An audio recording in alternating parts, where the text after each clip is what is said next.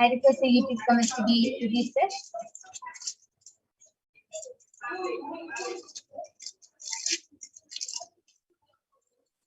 All of you can continue posting your comments. You can post random emojis, random letters, random numbers, random words.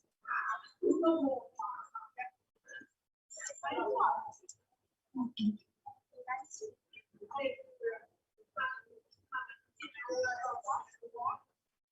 Yes, I request the Facebook comments to now be projected.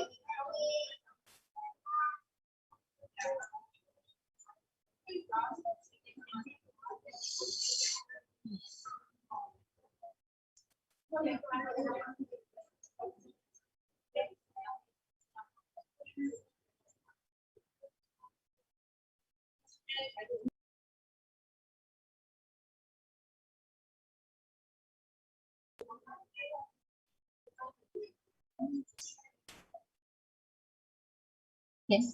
Kaladra, you can go ahead and start reading the comments. Yes, the latest comment is from SANTHS Murthy, and we have posted a 3 Namaste emoji, and the previous comment is from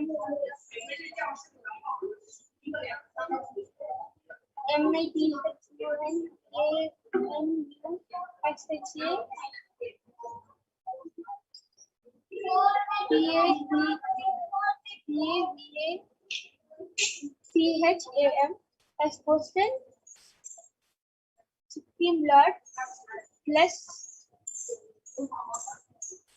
BNTSS and bless and protect my family, please. Yes, beautiful. And yes, with this we are going to move on to the next power now. That was a very beautiful demonstration of the power of Tirna. I request YouTube comments to stop in please.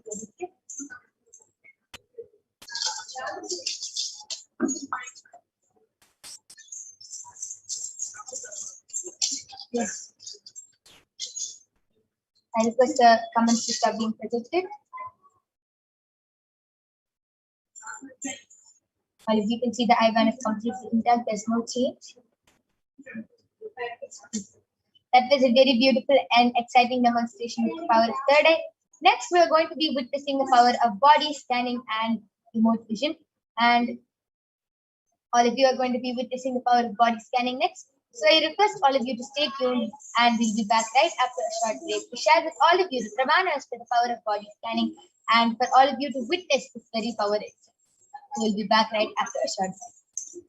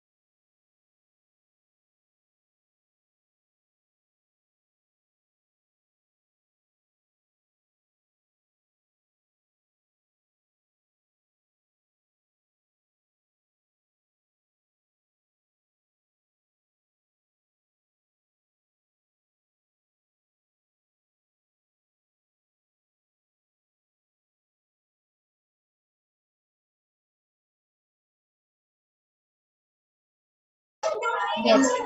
So let us now move on into the power of body scanning.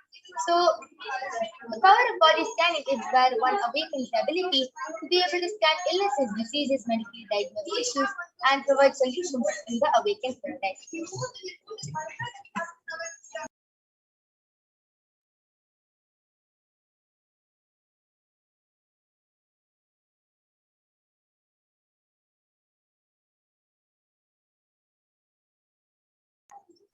So let us now listen to the Shastra Pramana, where which comes from the Vijnana Bhairava Tantra. Swadehe jagato vapi sukshma sukshmatarani cha tatvani yani nilayam dhyatpante vyajyate para. Bhagavan Paramashiva says, cognize deeply that from the subtle to the subtle constituent principles of your whole body simultaneously consist of the essential reality.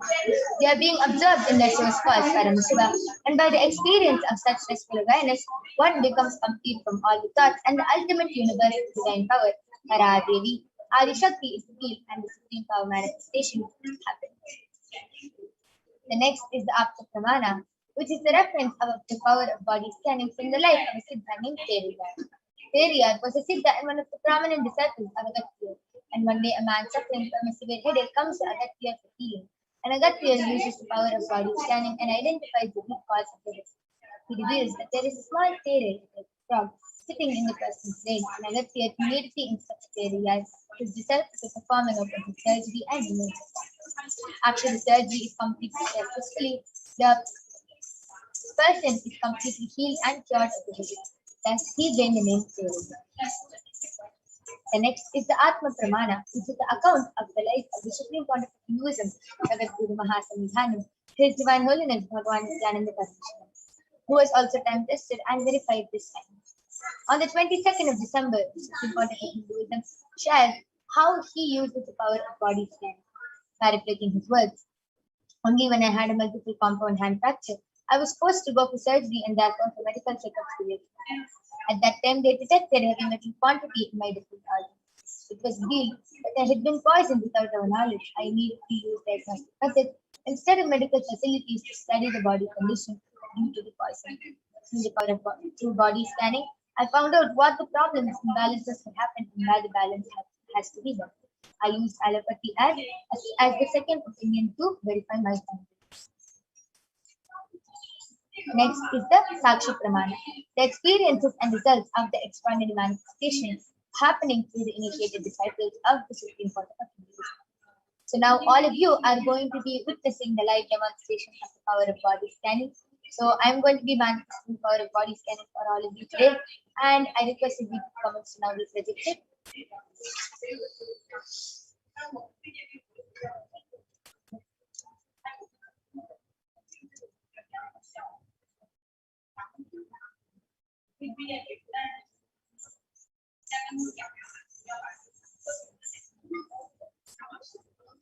Okay, Sumi Murali has posted, please scan and heal my wife Sumitra, got consent now. Yes, I yes, surely I'll be doing the body scanning.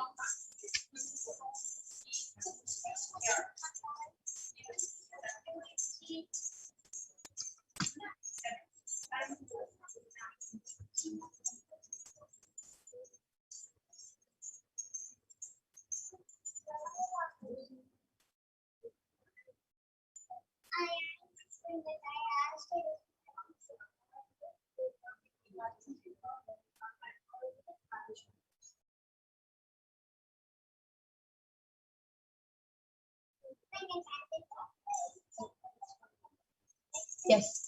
Sumi Murali, yes, Swamiji reveals that for your wife's Smita, first thing is that there's a lot of heat in her body. Due to that, her eyes are getting affected and she is very tired. She's feeling dizzy nowadays and she's having blurred vision. That is because of the excess heat in her body. And that is because of the amount of heat in her body. And not only that, Swamiji is also revealing that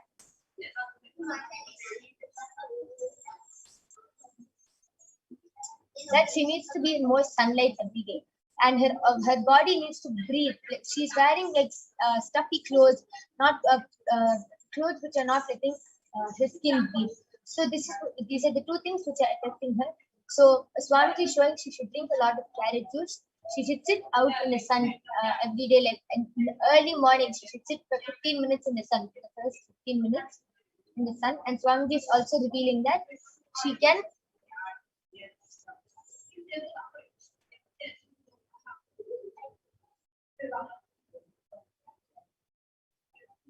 Swamiji is revealing, take a little ghee every day with a little castor oil. Ghee and castor oil mixed together and apply it on her skin every day before taking bath, and she will be healed from this fire.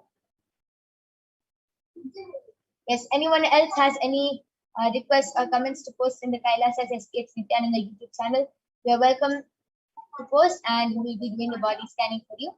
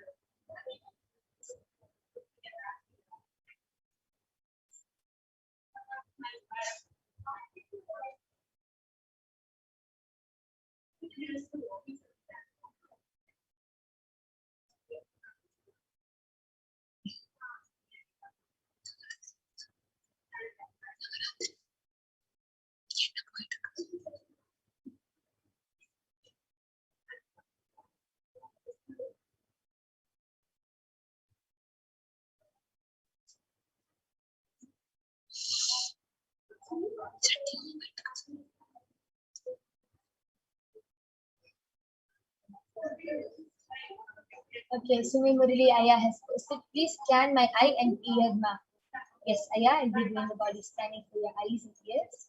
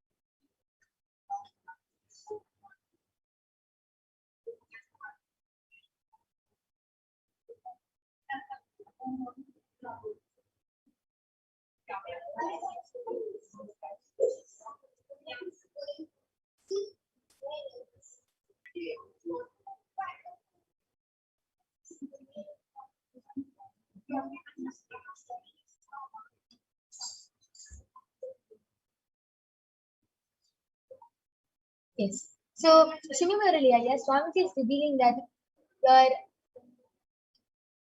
your eyes are completely fine, other than the fact that you are seeing the device too much, like the device too much, and it's affecting your eyes. And that is the only thing that Swamiji is revealing. And the solution for that is just every day you should start doing eye kapaya. You are starting to feel very tired and drowsy, and your eyes are just closing, and you're like you're sleeping off a lot because of desire. So Swamiji is revealing every day you should do the eye cup, and you will get feel some. You will start feeling so much of relief. You'll start feeling very relieved. And Swamiji is showing that your ears are completely fine. There's only a little pain you're experiencing from past few days is because they are not clean. So you should start cleaning your ears. Second is, yes, so special solutions have requested. Okay, Dominic Walter has posted. I'm feeling sick at the moment. It is like a small cold. Could you give me a solution or a body scan? Yes, yes, I'll be definitely doing the body scanning for you.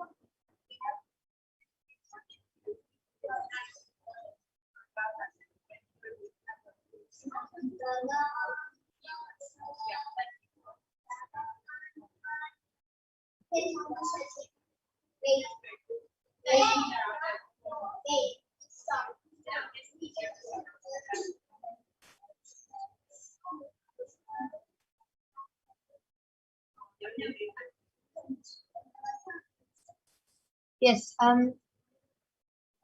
Swamiji is revealing that it is your body is reacting to the food you've been eating.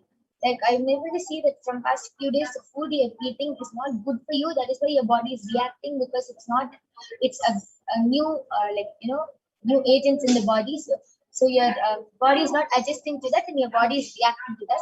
Swamiji is showing just take haritaki, just take 2 spoons of haritaki and every day for the next few days, and you'll be healed of this. It's just that your stomach is little upset. Yeah, that is why having a small cold or anything.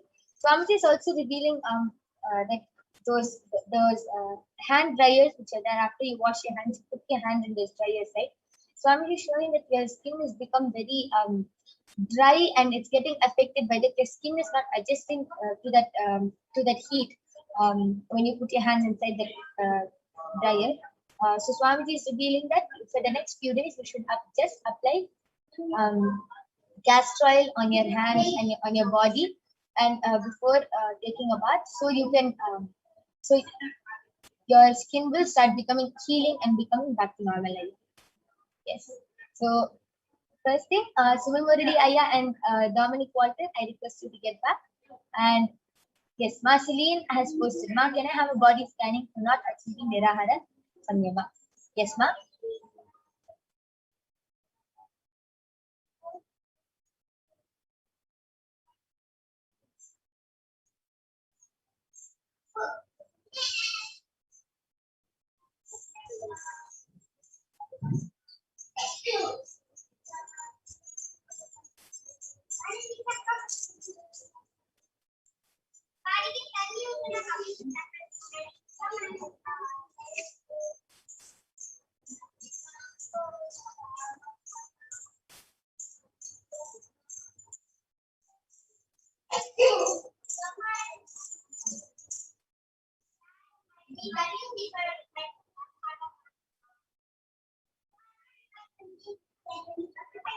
Yes, Marceline G. Swamiji is revealing that you are not able to achieve your Nirahara Samyama because you are continuously feeling lazy again and again.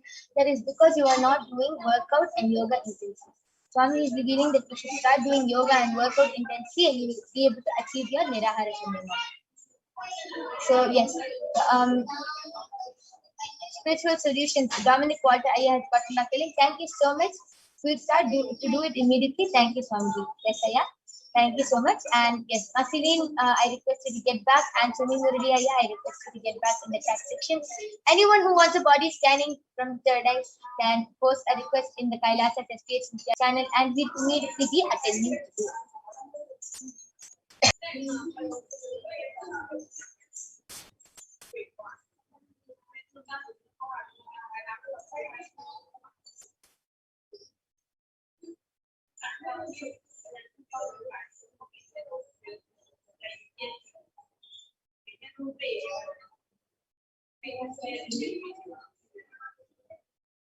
Anyone else who wants a body scanning can go ahead and request in the Kailasa'S HDH Nithyananda YouTube channel. Till then, I'll be sharing my experience.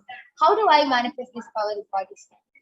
See, when anybody requests for a body scanning and I just close my eyes and ask Swamiji to feel, the main problem first it just gets highlighted and it gets highlighted and I'm able to see the whole body, and wherever the main problem is, that area gets highlighted. So example, the person's is experiencing a lot of pain in the chest area. I can see the chest and it's like the whole chest gets highlighted. And then I ask Swamiji, okay, what is the problem? Then it's like a like camera or something, and then it zooms in into the body, and then I see, okay, what is the problem clearly. So the whole thing is very fun for me to do, and sometimes Swamiji shows me new things which I don't understand, and then I'll ask Swamiji, okay, can you show it in a simpler way? Then I'll see more images or pictures in a way which I can understand, and I can share it with all of you, like whatever Paramashiva is reading. So it's actually very fun to do this power of body scanning, and one more experience I would like to share is with the power of remote vision. So whenever I manifest the power of remote vision, that is seeing distances, that is seeing far distances, it is very fun because I literally see the person's house and I can see it in different ways. Sometimes I feel like I'm walking inside the house, like, okay, now I'm entering inside the door. I'm looking, okay, this side, I'm looking to the right, I'm looking left, and then I'm seeing up and seeing all the details. It's like literally I'm going inside the person's house and exploring. Sometimes I see the person's house from outside, and I just see like numbers, okay, 5 bathrooms, 3 rooms, like. So it's very interesting to manifest these extraordinary shaktis because it is something which you want. Sometimes even I think, am I really manifesting these powers? Like, it's just a question for me. But then I remember, just with the initiation of Swamiji, just with the blessings of Swamiji, I'm able to really manifest these powers, see remote distances, be able to scan another person's body who is like so far away from us. So this is all with the blessings and grace of Swamiji, and all of you are not just watching a demonstration. Understand, this demonstration is for all of you to understand that you can also manifest these powers. It is a possibility for you. If she can do it, you can also do it. If I can do it, you can also do it. Because Swamiji beautifully tells everyone has a third eye. It just has to be activated. It just has to be initiated. Just like how if you have two lamps, if one is lit, it has to just light the other lamp. Same way. Swamiji is the last lamp of Hinduism, and he is initiating all of us into these extraordinary Shaktis. And Swamiji is really giving us all this experience just so that we can understand that we are Paramashiva and that we can manifest these extraordinary powers. It's a very beautiful experience to get initiated into all these powers. So stay tuned with all the coming darshans and initiations from Swamiji. All of you can get initiated. And it's not that you have to get a physical touch or anything from Swamiji. Just with one look or just with one word, you can get initiated into these powers. Just with one word or look, you can get initiated and you can start manifesting these powers. And yes, Ma Celine has gotten that link. Okay, thank you, Ma. I will try to do more exercise. Yes. And if any of you want to start manifesting these powers, you can join the Paramashivoham.org. You can join the Paramashivoham level 2 program, and there you will be led into guided power manifestation sessions by the various acharyas on how to complete with your self-denial, self-doubt, self-hatred.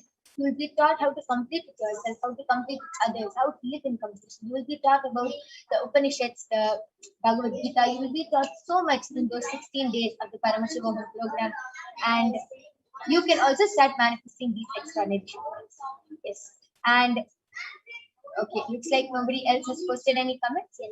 So with this, I would like to conclude this power manifestation session. Ma Celine, Dominic Walter Aya, Sumi Murudi Aya, Ma Maheshwara Mayananda, I thank all of you for joining us in this power manifestation session. And all the viewers who are watching this program now, please stay tuned for the upcoming segment, followed by the darshan of Swamiji. And we, especially on this auspicious third day of the Navaratri, it is really exciting to and all of us are awaiting the darshan of Swamiji. So please stay tuned for the upcoming segment. Thank you, Nithyananda.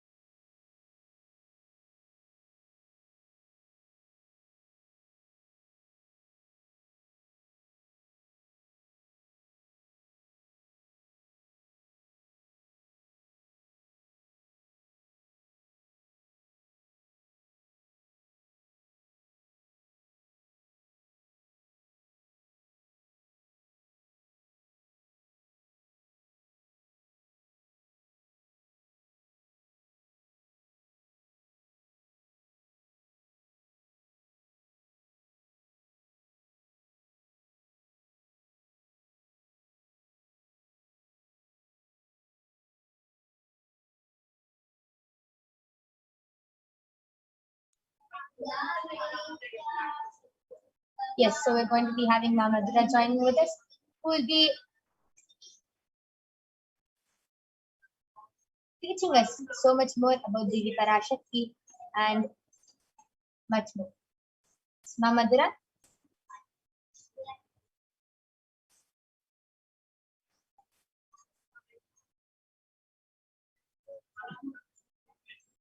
Yes.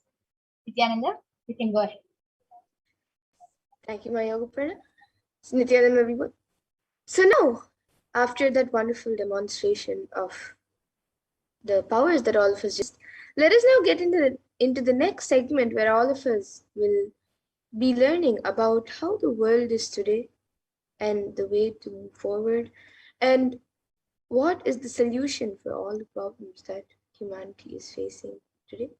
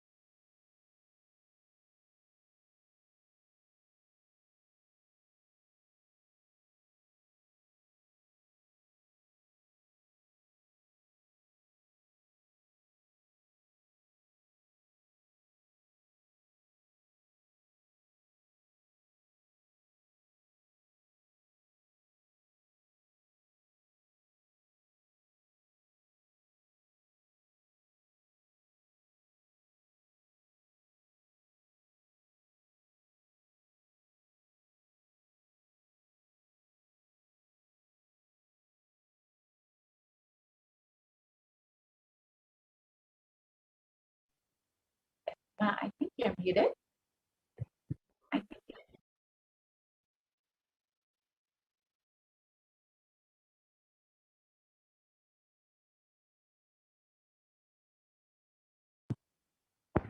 Yes. So let us understand what is, of course, we all know what is happening in the world today. And the currently the status quo world population is declined in the 170 years. That's only 3 generations ahead. So the total number of confirmed cases of COVID-19, the 3% of the population, and is rising daily. So over 233 million people have been infected with COVID-19, and over 4.7 million people have died from COVID-19. And despite so many attempts at lockdown, quarantine, vaccination, we're still not able to find a solution. Vaccination is still not known to be the solution. We've not seen any improvements in the decline of cases, and it's not necessarily always available all over the world. And the average death per day is 126.5 thousand. And that's about 0.5% of the world's population. And average death per year is estimated to be 44 million people, and it's growing each year. It's not just from COVID-19, but from everything in the world. So if we say, just for our understanding, that the population growth per day and death rates are moving at the same rate, we are looking at human civilization decline in the next 3 generations.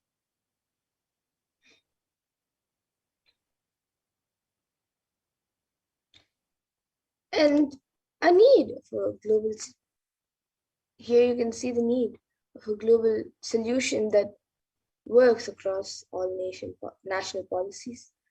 And here you can see the situation of a few parts of the world, which is given by the WHO region, So here you can see Americas.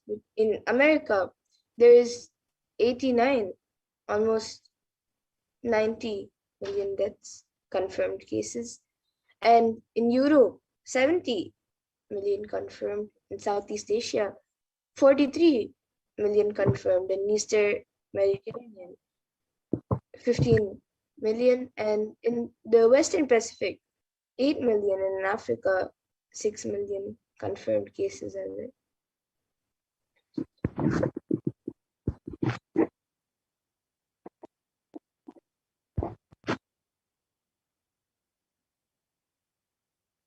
And not only are we suffering from this COVID-19 pandemic, but we've seen over the last several months and years that the rate of natural disasters, natural calamities has risen. And this is due to the climate change crisis that we are experiencing right now. According to now, a new scientific report from the Intergovernmental Panel on Climate Change, the IPCC, warns that we are on a crash course towards catastrophe if global temperatures are allowed to continue rising.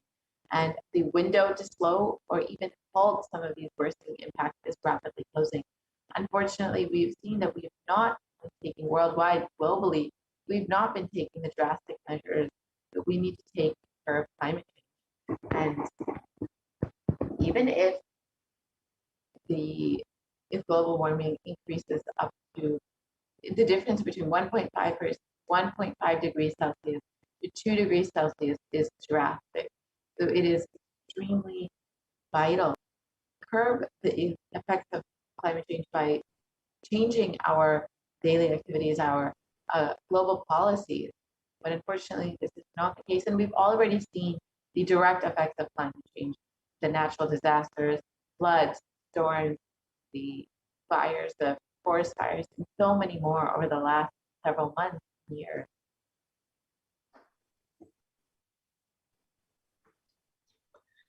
And a few immediate precautionary methods that everyone should take is to protecting yourself. The first and foremost is to protect yourself by doing quarantine, by getting into quarantine, and follow the local government's guidance, guidelines, and regulations. And even if you do this, still actually the effect on our survival needs like food, clothes, shelters, and especially for the less privileged, whom we call poor, for whom resources are not immediately available, is unknown. And the bereavement or isolation and the loss of income and fear are triggering mental health conditions or exacerbating existing ones. And many people may be facing increased levels of alcohol and drug use, insomnia, and anxiety. So now let us see what is the karma that caused COVID-19. What is the karma that has caused COVID-19? So in the Brihadaranyaka Upanishad, the fourth Adhyaya, fourth Brahmana, in fifth mantra, it defines karma as the verse says, yatakari yatachari tata bhadukari sadhu bhavati papakari papi bhavati punyena karmana. And the translation is, as it does it and acts, so it becomes by doing good.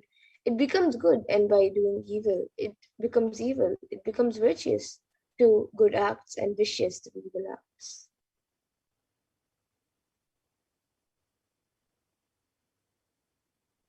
And our greed to make life comfortable and luxurious has been one of the karma.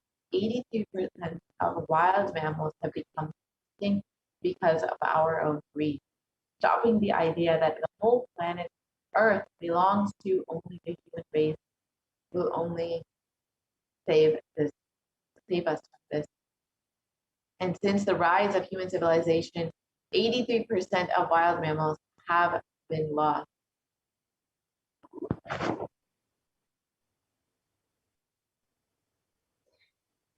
And we have forgot to share the world with others. That is another reason of all of this suffering.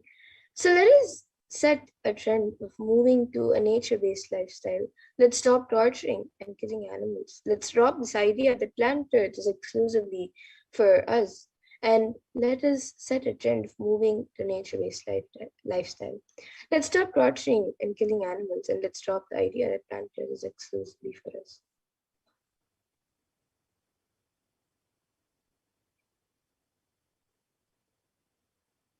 Let us stop this karma. When you kill animals, when you keep the livestock and kill animals, not only you disturb the environment, you disturb the ecosystem by releasing so much of pain and suffering. Here you can see just an example of the drain of resources that meat and meat products consume. Beef requires over 15,000 liters of water, fresh water, just to produce 1 kg of food. And this is in comparison with any animal or plant-based product, and less around 3,000 liters of water is only needed for any of the any of the plant-based foods.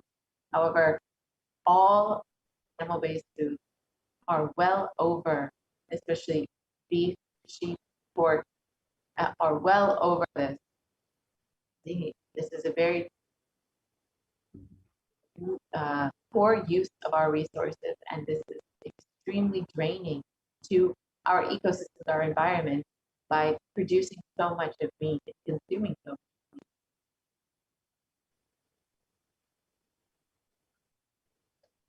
So what is the permanent solution for this pandemic?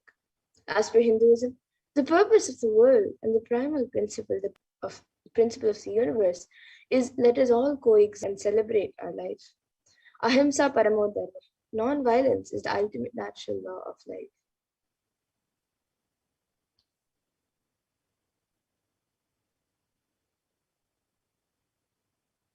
So what is the permanent solution for this pandemic?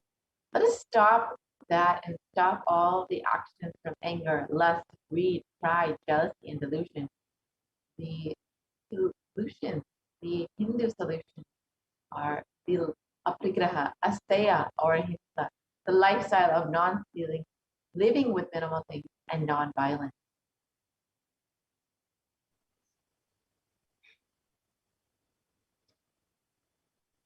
And every crisis that humanity faces, Hinduism has found solutions. Hinduism is the religion which has seen at least 5 complete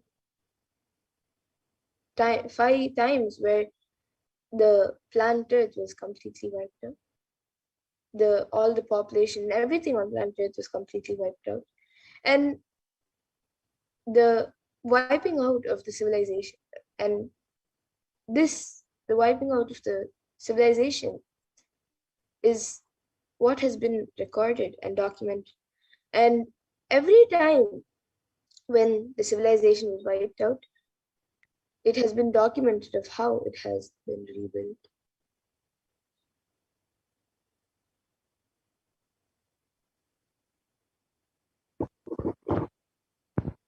So let us look at some of the examples of when the population had been wiped out and Hinduism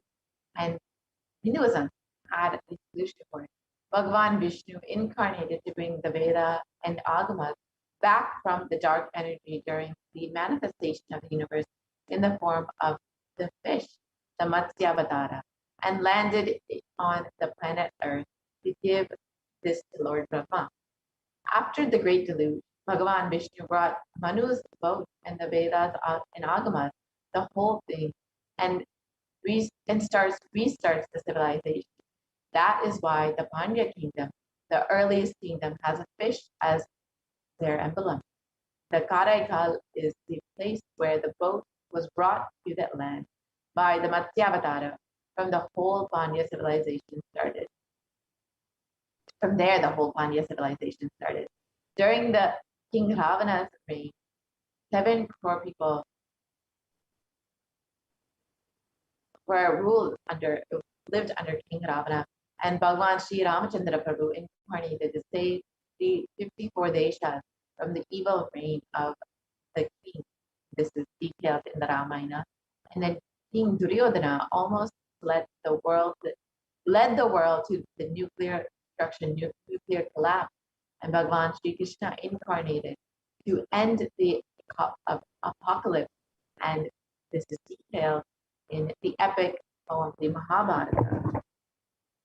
And Bhagwan Mahadeva himself protected the city of Varanasi. He describes, I will hold these people, protect them, even during the pralaya, even when the whole world is destroyed during the great deluge. I'll hold them in the tip of my trishul. This is Bhagavan Mahadeva's promise to humanity. And in the Upanishads, the rishis celebrate the happening of the incarnations who come down to liberate people from crisis.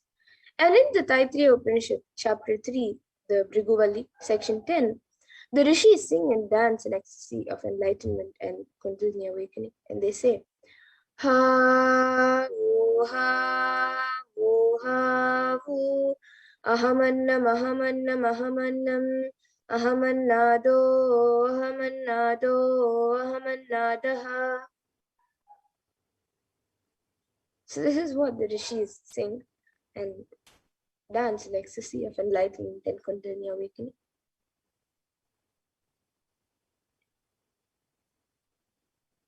Paramashiva reaching out to liberate individual. So let us understand that ultimate consciousness happens again and again as Acharya, as Guru, and as incarnation. Paramashiva reaching out to liberate individual souls from bondages through knowledge is Acharya. Paramashiva reaching out to individual souls to liberate them from bondages through initiation is Shaktipada and Shaktinipada, is Guru. And Paramashiva reaching out to individual souls and intervening in their karmas, altering it, reducing it, and even deleting it, completing it, and changing the happening of the past, present, and future is Leela. And the manifestation who is able to do these Leelas are the incarnation.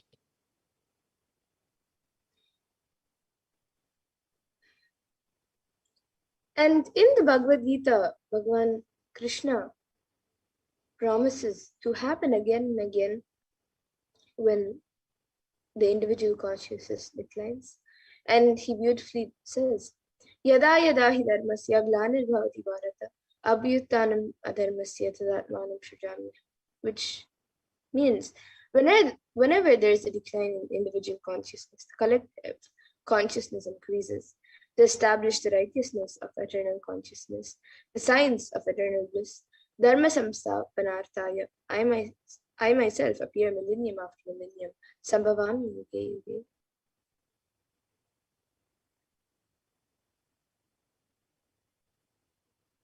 Let us understand the significance of Navaratri during this deluge, during this Kalaya. Yes, so as all of us know that we are celebrating the grand festival of Navaratri, let us now learn more about Devi Kamakshi, the form of Devi that we are celebrating on the third day of Navaratri.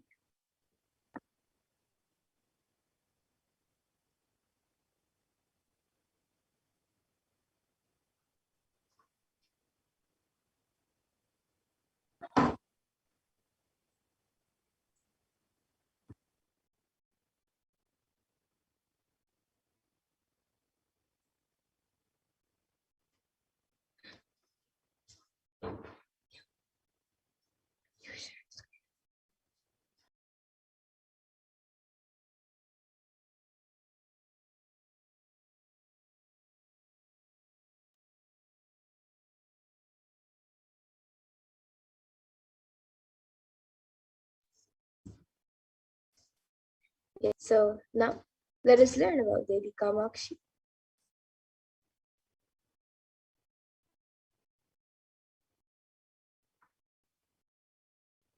So in the Devi Mahatmyam, Devi says, there's a line that says, Ekai Vaham Jagat Yatra Dvitiya Ka Mama Para, which means I am the only eternal power in the world and none else the second. So therefore, all these different alankaras and avatars are of Jagannatha. That Jagannatha takes the form of Devi Saraswati and bestows education and knowledge. She takes the form of Devi Mahalakshmi and gives wealth, food, etc. And she takes the form of Devi Mahakali, Chamundi, during the time of destruction of incomplete people. She takes the form of Durga Parameshwari, to make her devotees to get rid of all the fear. She takes the form of Devi Meenakshi to bestow boons for career and leadership. She takes the form of Devi Brahmacharini to heal all from mental disorders. She takes the form of Devi Kamakshi to complete our relationships.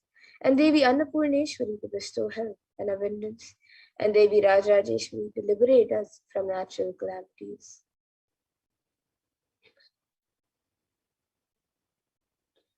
And in the Devi Mahatmyam, beautifully Devi Kamakshi graces us and grants boons. And in the 11th chapter, verse 35, she says, Pranata nam prasidatvam Devi Vishvartiharini Trailokyavasini Nitye Lokanam Varada Bhava. So in this verse, the Divine Mother says, O Devi, you who remove the afflictions of the universe, be gracious to us who have bestowed to you, who have bowed to you. O you worthy of adoration by the dwellers of the three worlds, be a boon giver to the worlds. So Devi Kamakshi's Jiva Samadhi is in Kanchipuram, and she came and she did tapas towards Shiva and became enlightened. Kamakshi's presence in Kanchipuram still radiates the highest sensitivity. And by worshipping, the worship of Devi Kamakshi will awaken the sacred feminine consciousness in us, in the oldest and is the oldest mother worship tradition.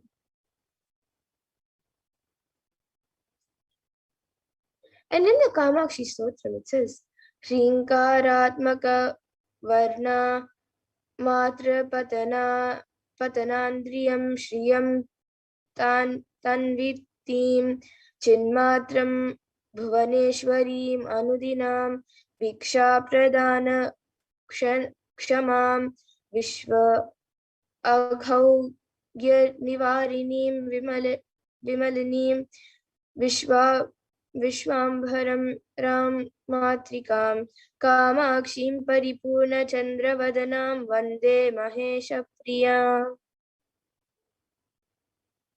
And the translation for this 7th verse of the Kamakshi Stotram says, salutations to Devi Kamakshi, whose nature is expressed by the symbol Hirim, by reciting which the powers of Aindri and Shri spreads forth. Who as Devi Bhuvaneshwari, the embodiment of pure consciousness, is always showering boons and forgiving sins. Who as the all-bearing mother of the world, stainless and pure, keeps off the sins of the world from the hearts of devotees. Whose face shines like the full moon, we extol Devi Kamakshi, the beloved of Sri Mahesha Paramashivam. And the next, the 8th verse says, Vagevi chayam vadanti munaya kshirabdi kanyeti cha kshoni tanayeti cha shruti giro amannati sputam ekaneka palapradam bahuvida karastanas tanvitam kamakshi sakalarti Bhanjana Param Vande Mahesha Priyam. And the translation for this is salutations to Devi Kamakshi, who is called as the goddess of speech, Devi Saraswati, the goddess of the Milky Ocean, Devi Lakshmi, and the earth-born daughter as Devi Sita, and who is the voice behind the Shrutis, Nishits, manifesting out of her own will. Who is the one bestowing many fruits and manifesting in various forms, who is the destroyer of all suffering and transcendental in essence, we extol Devi Kamakshi, the beloved of Sri Mahesha. And the next verse says, Kanta Kama Dudakari Indra Gamana Kamari Vamanga Kalyani Kalita Avatar Shubhaga Kasturika Charchita Kampatira Rasala Mula Nilaya Karunya Kalolini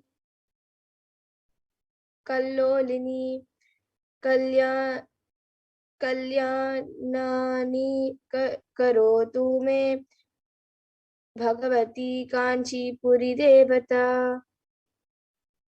And the translation for this verse, salutations to Devi Kamakshi, who is the beloved of the devotees and like the milch cow fulfills their wishes, whose movement is like the king of elephants and who share the left half of the body with Sri Shiva, who is the bestower of auspiciousness incarnated in the divine auspicious body smeared with the perfume of kasturi, who abiding in the banks of the Kampa river under a mango tree, Amra, surges with her compassion. Devi Parvati meditate on Shiva on the banks of the Kampa river at Kanchipuram.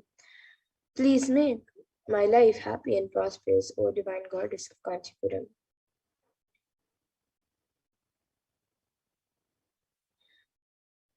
So now let us see Devi Parashakti's divine play, the Leelas, from the Chandi Stotram in the Devi Mahatma.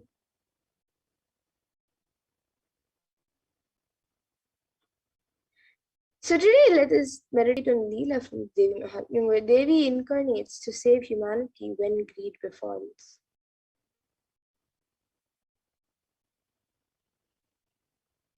So the power of human anger and greed threatens to destroy everything it touches. The goodness of the nurturing earth, the stability of the mountains, the expansive beauty of the oceans, the innocence of the gentle clouds. Under Devi's attacks, demon Mahisha changed his form from a buffalo to a man and to an elephant. and every time eludes her blows. And like Mahisha, we go through life dissatisfied, often agitated, and sometimes full of rage. And the causes of our misery change over time. One day it is this, the next day it is something else, and so it goes. Until we can pin down the root cause, our discontent cannot be overcome. And like Mahishasura, the cause of loath to reveal itself.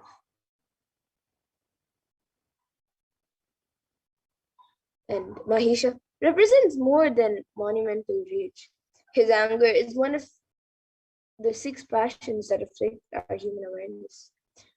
The others are lust, greed, pride, jealousy, and delusion. So let's analyze them. The first, lust or desire to, in general, is a longing for gratification. We want something, but why? Because we feel something is lacking and always feel incomplete.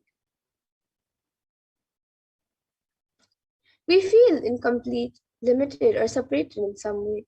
We fail to satisfy our desire. A common response is anger. Or when a desire is satisfied, a common response is greed. We want more. And so we're caught in an ongoing cycle. To make matters worse, we can add pride and jealousy to the mix as well. And the root cause of our existential discontent and our outward conflicts is the feeling deep down inside that we are limited and separated and incomplete. We mistakenly identify with the limited ego, that when in fact we are the limitless Atman. That Atman abiding in every person is the true self, the one undivided reality whose essence is pure being consciousness is. And in the 8th, 9th, and 10th verses of the Chandi Stotram, it says, salutations to Devi, to the Mahadevi, salutations always to her who is ever auspicious, salutations to her who is the primordial cause and the sustaining power. With attention we have made obeisance to her. Salutations to who is terrible, to her who is eternal. Salutation to Gaudi, the supporter of the universe. Salutations always to her who is of the form of the moon and the moonlight and happiness itself. So just like how Devi takes form to eliminate the asuras and demons, in this century most of us are Mahishasura, just operating on the basic impossibilities. So the incompletions and impossibilities that we hold within us are the demons of this century. So most of the delusions that we make every moment, we make unconsciously, make thousands of decisions unconsciously in a day. Whether it is thinking or talking or doing, it is done unconsciously without awareness. And that is the reason we are not able to connect the cause and the effect of many of the things that happen in our lives. We always think we have been ditched or we have gone through unfair results. And we are blissfully unaware that it was we who caused the effects. We made it happen by the way of unconscious living, incurring more karma. So there is a way to again and again remind ourselves not to collect karma and to live without the influence of the earlier incurred karmas. The first step is to have a clear understanding that karma is powerless in the presence of an incarnation. And somewhere, this karma chakra needs to be broken, and you need to be given a new energy, inspiration, understanding, and possibility. And if you're always stuck with this action result cycle, you will never ever be given a chance to taste the possibility. Possibility, the state The taste of possibility can be given to you only when the divine intervention happens. Mahadeva intervenes in your life in the form of the Guru, and he assumes the form of the Guru just to liberate us from the karma chakra and give inspiration, joy, bliss, and cause miracles and enlightenment in all of our lives. And initiation means the ideas or knowledge of or the clicks that brings you out of these depressive thoughts and that brings you out of the influence of your karma.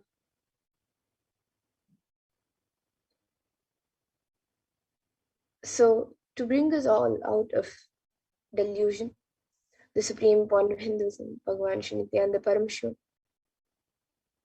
has come down as the Nijavatara of Devi, has come down once again in the form of supreme point of Hinduism.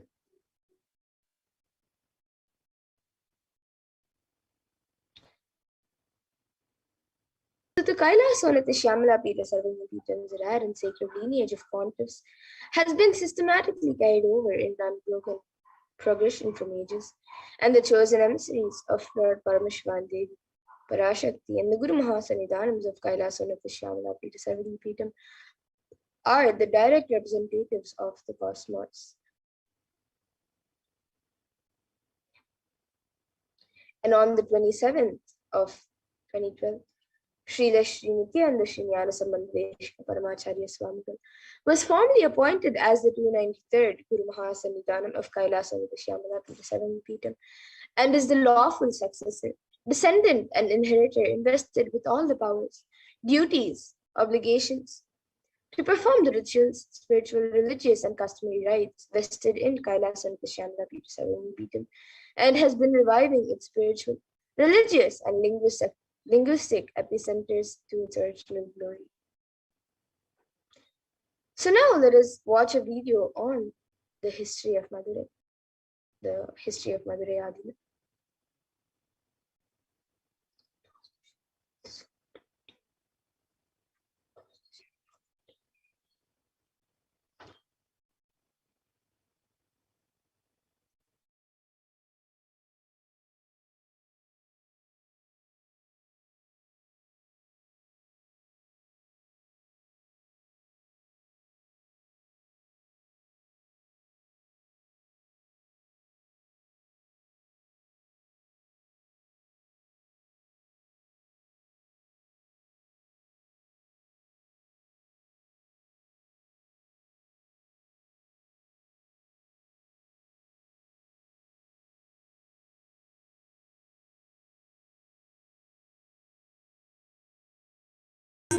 The ancient temple town of Madurai in southern India boasts of a 2,500-year-old history of spirituality. Historians trace Madurai's existence back to the 3rd century BC, making it one of the continuously inhabited cities of the world. Legend says that Madurai was established by the cosmic mother herself, who incarnated as Princess Meenakshi, daughter of the pious king Malayadwaja Pandian. An able queen and a fearless warrior, Meenakshi expanded her empire right up to Kailash in current China. But when she came face to face with the Lord of Kailash, Shiva himself, she recognized him as her eternal consort and dropped her arms to become Shiva's companion for life. Along with Shiva, also known as Sundareshwara or the beautiful Lord, Meenakshi reigned over her kingdom for a glorious 166 years. In course of time, with the rise of Jainism as a religious force, Madurai too fell to its powerful influence, and Shaivism all but vanished from the sacred kingdom where Shiva himself had once walked the earth.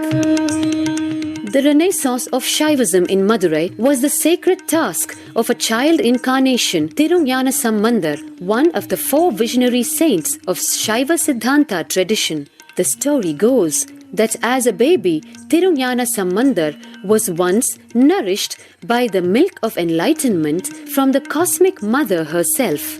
This child prodigy arrived in Madurai to effortlessly defeat the learned Jain monks with his wisdom, healing powers, and spiritual prowess, and restored Madurai to her beloved religion, Shaivism, by reviving the ancient Madurai Adinam and the Meenakshi temple, which had fallen to desolate ruin. Madurai Adinam is today the world's oldest living Hindu organization, with a recorded history alone spanning a glorious 1,500 years and an unbroken lineage of illustrious pontiffs to this very day. Over the centuries, Madurai Adinam has been patronized by the likes of Tipu Sultan, Robert Nobili, and the poet saint Vallalar.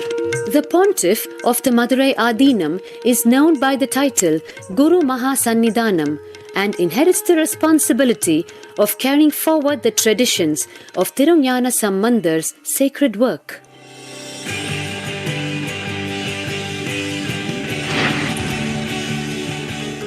On 27th April 2012, a new era began in the history of Madurai Adinam. The 292nd Pontiff, Sri Shri Arunagirinatha Jnana Sambandha Desika Paramacharya Swamigal, guided by intuition and inducement by Lord Shiva, coronated a charismatic young saint as the 293rd Pontiff of the Madurai Adinam. An accomplished yogi, a pragmatic social visionary, and an adept in mystical sciences. His Holiness Paramahamsa Nithyananda is revered as a divine incarnation by millions worldwide. Within weeks of his ascent to the sacred throne, he brought about sweeping changes to the Adinam, including the renovation of the ancient monastery, Annadan, free food for thousands every day, free medical camps, yoga classes, scriptural study, spiritual healing, and meditation programs.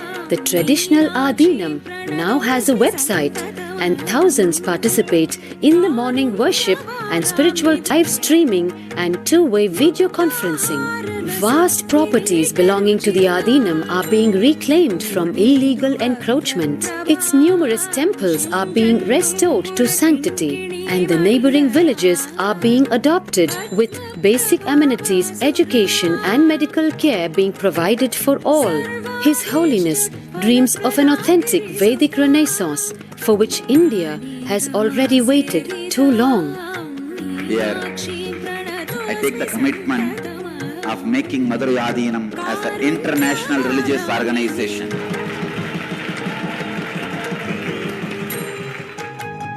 We will fulfill all the responsibilities of Madurai Adinam, make Hindu tradition, Saiva tradition alive, revived, lived, celebrated all over the world.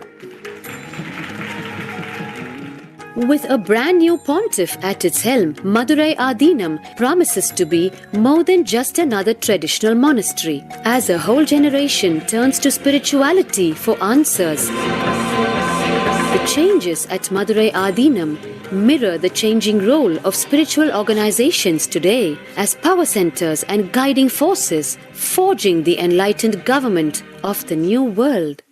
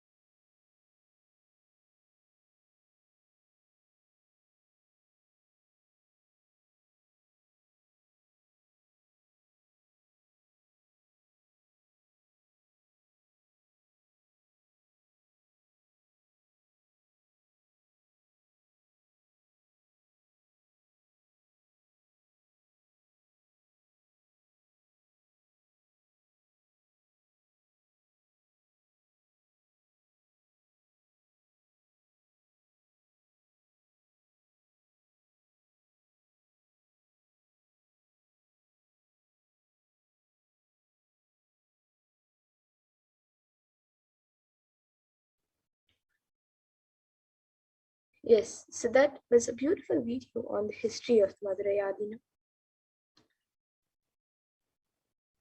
And the 292nd pontiff of Madurai Adinam, Sri Arunagirinath Sri Gnanasammadeshwara Paramacharya Swami, is the predecessor to the Supreme Pontiff of Hinduism in the esteemed Guru-based tradition of the kingdom Kailasa'S Dwadashantashyam Pita 70 the Madurai Adinam since 2012.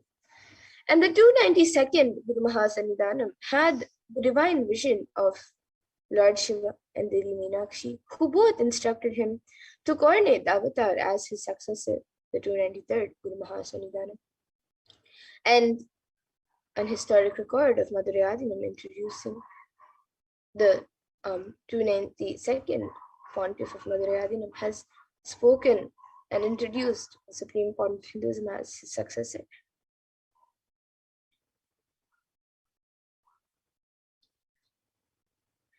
And here you can see the Supreme Pontiff of Hinduism as the coronated as the 293rd Jagat Guru Mahasannidhanam of the Kailasa'S Nithyananda, the Madurai Adinam. Here you can see a few pictures of it.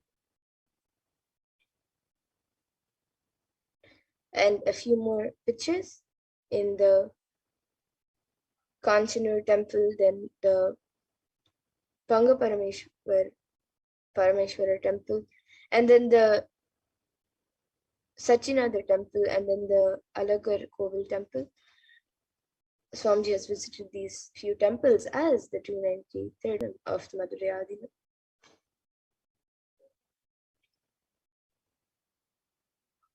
And at the mere age of 16, the Supreme Pontiff of Hinduism was declared as successor of the Arunachala Sarvangapeetham by the Guru Parampara, by his gurus.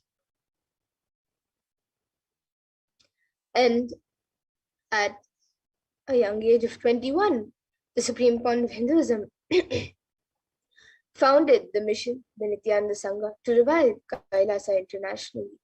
And this happened in 1999 when the Supreme Pontiff of Hinduism was 21. And at the age of 24, on the 4th of November, the Supreme Pontiff of Hinduism founded the Adi Kailasa Nithyananda Paramashivam. And at the age of 26, on the 1st of January 2004, the Supreme Pontiff of Hinduism was declared as successor of Bhagyanagara Sri Sarvagnapeetham. And at the age of 26, on the 31st of December 2004, the Supreme Pontiff of Hinduism was coronated as the incumbent emperor of the Suryavamsha Sarangi Samrajyam of the Suryavamsha lineage. And at the age of 29, in 2007, the Supreme Pontiff of Hinduism revived the Adi Pallava Sarvagnapeetham.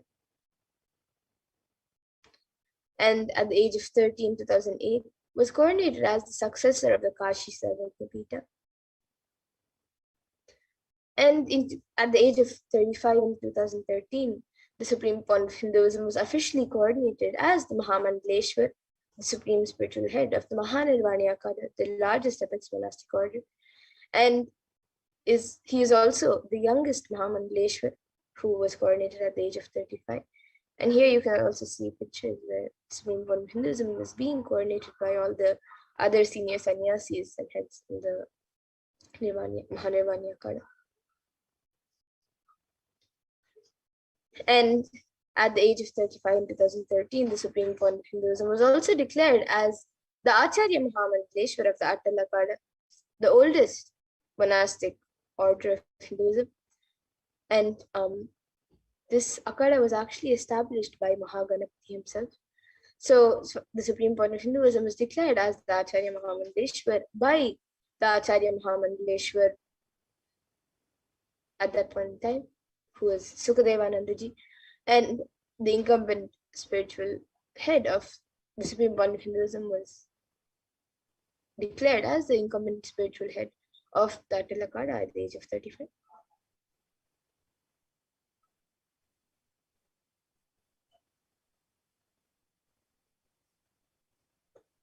And the Supreme Pontiff of Hinduism has been coordinated as the Guru Mahasannidhanam of the Tanjavur Adinam at the age at the age of 36 in 2014.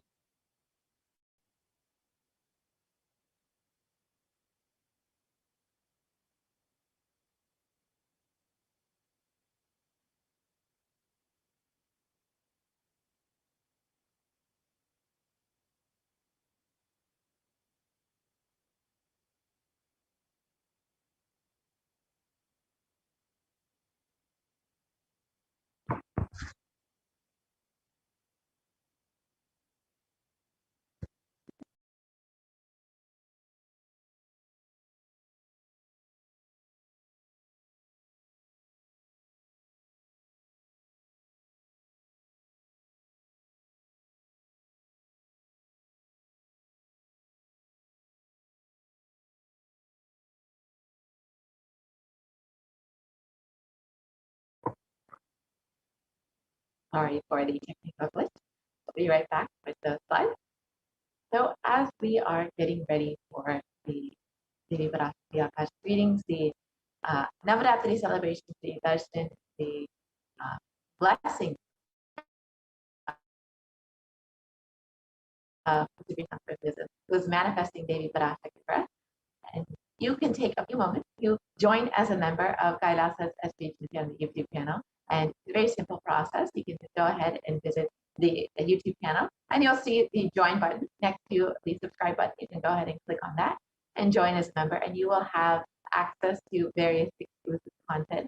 You'll be able to ask any questions during the live Parashakti Akash meetings, the darshans, the Paramashivoham Samadhi darshan, and many more. So do take a moment to join as a member of Kailasa'S HDH YouTube channel. And of course, stay tuned for today's beautiful Navaratri celebrations that will be coming up shortly. We will be witnessing the celebrations of the third day of Navaratri and with the Nithyananda Paramashivam. So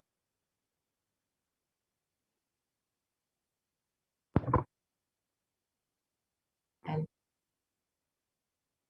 Supreme Concept was also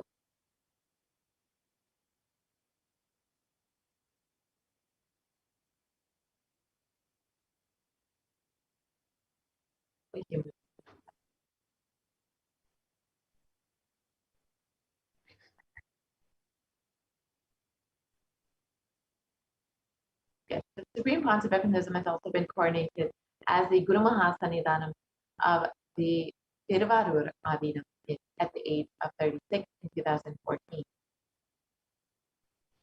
And the Supreme Point of Hinduism has also been coronated as the Guru Mahasannidhanam of the Vedaranyam Adinam at the age of 36 in 2014. And the Supreme Concept of Hinduism has also been coronated as the Guru Mahasannidhanam of the Dharma Muktis Parikapura Adinam at the age of 37 in 2015. And the Supreme Point of Hinduism has also been coronated as the Guru Mahasannidhanam of the Adi Pita Koladamata at the age of 37 in 2015. And the Supreme Concept of Hinduism has been elected as the Supreme Concept of Hinduism by a congregation of over 1,000 Hindu pontiffs or leaders at the age of 36 in 2016. And the Supreme Point of Hinduism is revered as the most prolific, most viewed, read and watched by millions and billions around the world, and more than thousands of followers, millions of followers of Hinduism follow the Supreme Point of Hinduism. And he is the most viewed in the digital world. And Kailasa is the world's greatest digital nation with over 1 billion views. And this includes over 1,100 Facebook pages, 50 websites, over 102 Instagram channels, 70 initiatives, and 458 YouTube channels, 128 national channels as well. Twitter channels and 12 web TV channels.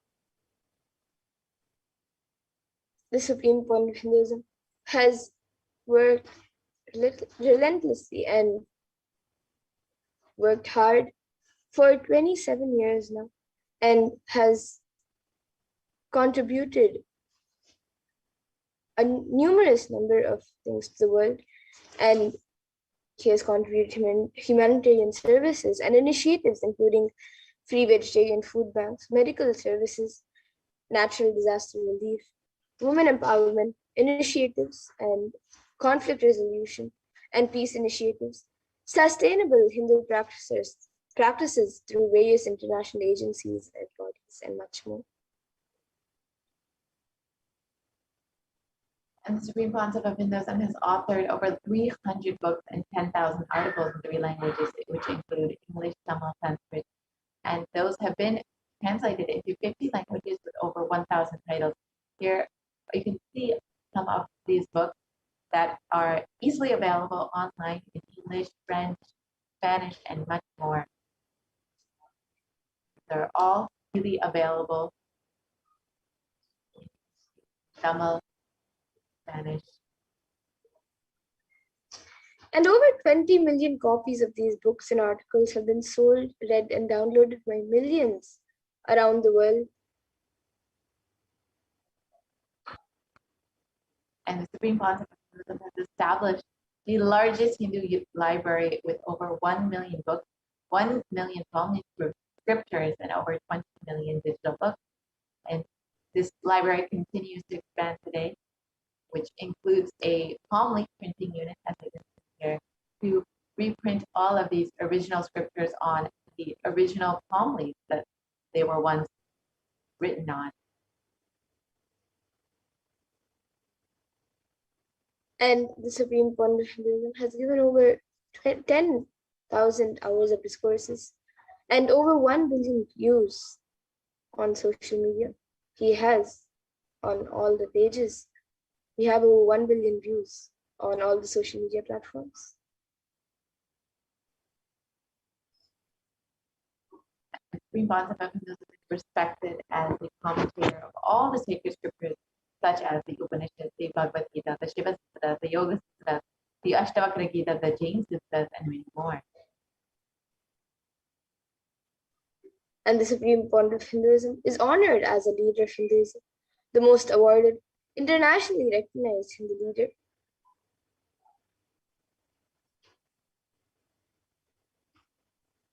Most recently, the Supreme Concept of Hinduism has been recognized by the California State Senate, and Kailasa has also been recognized by the California State Senate.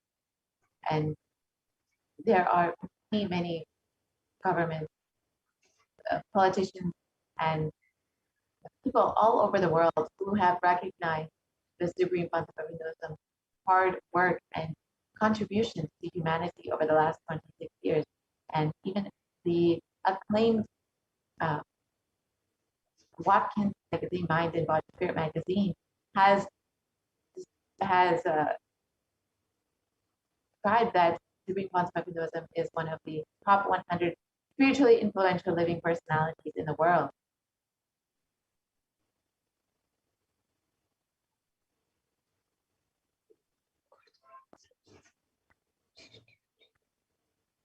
And Supreme Concept of Hinduism is the reviver of the sovereign order of Kailasa, led by the Supreme Concept of Hinduism and the Nithyananda order of monks, nuns, and the Hindu diaspora all over the world who are working for global peace and to give this to humanity. And the Supreme Point of Hinduism is also the establisher of the largest Hindu university in the world with satellite campuses in 150 countries. And the Supreme Concept of Hinduism is the establisher of 1,000 plus Kailasa enlightenment ecosystems, which have been continuously enriching and enriching people even during the pandemic. And the Supreme Point of Hinduism is the founder and reviver of over 100 Satmapitams around the world.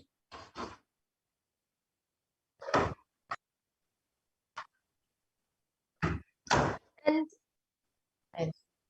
the late Mahant Narendra Giriji Maharaj, the president of the largest apex body of Hinduism, the Akhila Bharatiya Parishad, Akada Parishad, has the group of 13 Akadas with over 2 crore sadhus or monks in India welcome the Supreme Pontiff of Hinduism, Jagat Guru Maha Sanidhanam, His Divine Holiness Bhagavan Nithyananda Paramashivam, as one day the Supreme Pontiff of Hinduism, Jagat Guru Maha Sanidhanam Bhagavan Nithyananda Paramashivam, Swamiji is going to be called as the Vishva Guru, the Guru of the whole world, and he is going to be the spiritual guide for the world, and peace will spread in the whole world.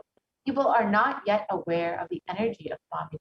In reality, Swamiji is the Swarupa, the form of Bhagavan, God himself, and we are offering prayers not just to a Guru, but to an embodiment of Bhagavan. I am sure that Swamiji must have done intense penance, tapas, in his childhood and merged into God, as a result of which he is expressing this divine power of God. This is the words of the late Mahant Narendra Giriji Maharaj, the Akara Parishad's head, and the leader of over 2 crore sadhus, who was described the greatness of Swamiji and the divinity of Swamiji. And just like this, various heads of akadas and mats have spoken about the Supreme Pontiff of Hinduism. So we also have Sri Shanti Mahaswamiji, who is the head of the Kalda Mata, the oldest recorded mata in Karnataka, dating back to more than 6,500 years ago, declares with his authority, he beautifully says about the Supreme Pontiff of Hinduism, whenever humanity falls into suffering and pain, Ishwar, the divine himself, does austerities, tapas, for their upliftment. Ishwar is the embodiment of the divine light. Nithyananda Ji Maharaj is seated as the embodied divine light, spreading world peace and serving the whole of humanity from India. Nithyananda Ji is a treasure house of jnana, sacred knowledge.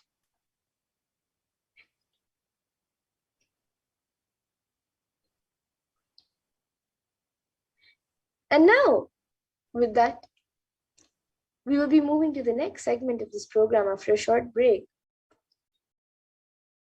In the next segment, we will be learning about the happening of the Supreme Pontiff of Hinduism as the Guru, and you will also be learning about what you can offer to Devi Parashakti in this auspicious season, in this auspicious festival and celebrations during the Navaratri.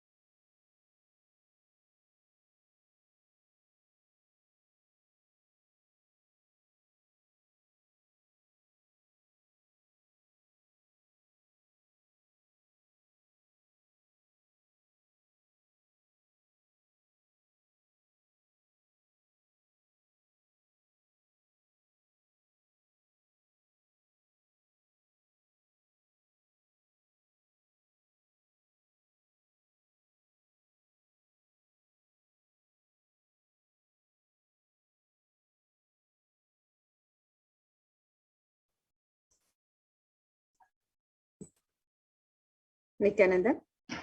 Yes. Now we'll be learning more about the Supreme Pontiff of Hinduism, happening on planet Earth as a Guru and guiding us further into various understandings for the well-being and of humanity, for the completion and fulfillment of all the living beings to restore planet Earth, to protect all the beings on planet Earth. So let's see more about this dimension of Supreme Pontiff of Hinduism happening as a Guru in our life.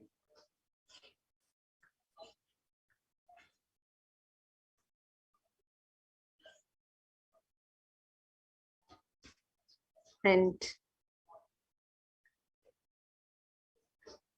today, in the celebrations of Navaratri, as we celebrate the Navaratri during these 9 days, as we celebrate Devi and Bhagwan Venkateshwara, the Nithyanandeshwara Paramashiva Devalaya also offers various sacred rituals and sevas to Devi and to Bhagwan Venkateshwara during this time for the protection and well-being of humanity.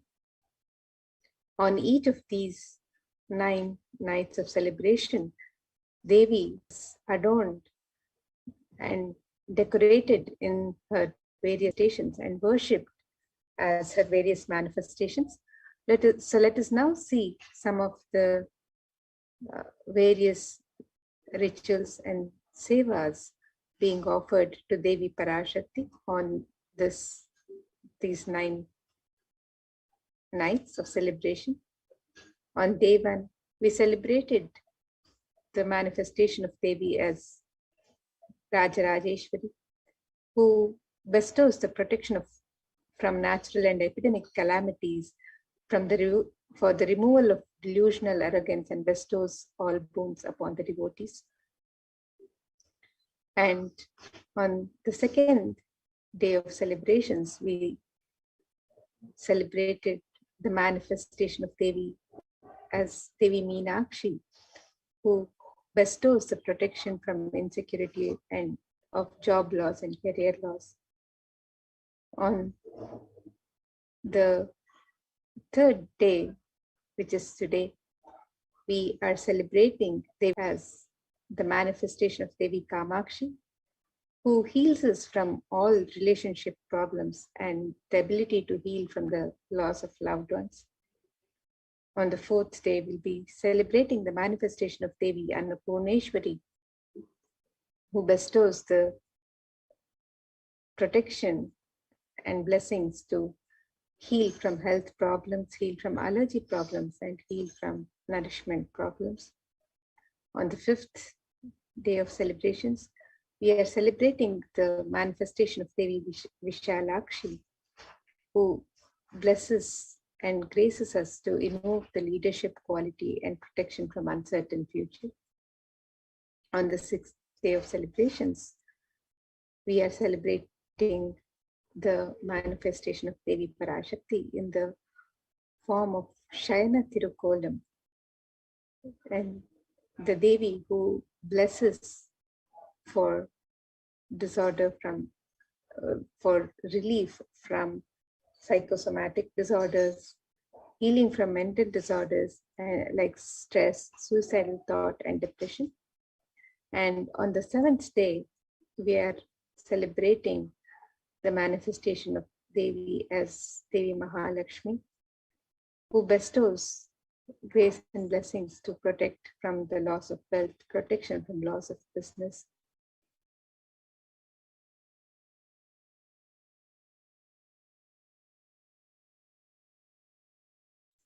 And on the eighth day, we are as Devi Durga, who bestows the protection from the coronavirus negativity protection from untimely dangers, protection from enemies. And on the 9th day of celebrations, we are celebrating the manifestation of Devi as Devi Saraswati, who bestows upon us the ability to grasp knowledge, the ability to achieve excellence in exams, ability to learn through new ways of learning, and and who bestows the grace for the ultimate knowledge, the supreme ultimate knowledge to be awakened in us.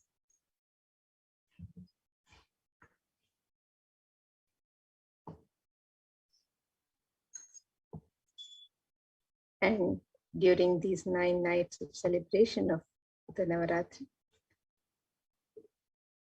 we are also offering various sevas and rituals to the deities in Adi Kailasa'S Sarvadvipita, the Kshetra, where the Supreme Pontiff of Hinduism has consecrated all the gods and goddesses of Kailasa, where they are living deities. And in this sacred space, the rituals are offered by third eye awakened beings with the highest integrity and authenticity and as per the agamic injunctions. So some of the sacred rituals being offered during these 9 nights of celebration: the Mahaganapati Homa, the Utsava Ambal Alankara Seva, the Swamiji Vishesha Ambal Alankara Seva, the Utsava Ambal Vishesha Shodashopachara Puja, the Chandi Homa Purnavati, the Dashabhairava Puja, Kumari Puja, and Swahasini Puja, the Durga Pratima Prana Pratishtapana, the Durga Saptami Puja, the Durga Saptami, Ashtami, and Navami Puja and Arati, the Devi Mahatmyam Parayanam, the Durga Ashtami Puja, the Durga Kumari Puja, the Durga Navami Puja, the Ayudha Puja, the Maha Naivedya Seva on Vijayadashami, the Pratyakshapada Puja on Vijayadashami, the Tulabharam offering on Vijayadashami, the Utsava Venkateshwara Alankara Seva, and the Utsava Venkateshwara Navakalasha Abhishekam. So all of these sacred rituals and sevas are being offered in the sacred space of Adi Kailasha Nithyananda Sarvadvipita, the Nithyanandeshwara Paramashiva Devalaya, and can offer any of these sevas and celebrate this Navaratri and receive the grace and blessings of Devi Parashakti, of Bhagavan Venkateshwara, and of all of the gods and goddesses of Kailasa. So the Alankara Seva is the Seva, the offering of decoration to the deity. Alankara means decoration, and also that which causes a deep sense of fulfillment. It is from the Sanskrit root, alamkara, alam karoti iti alankara. That is alankara. So you can offer the alankara seva to the various that are worshipped and celebrated on these 9 nights.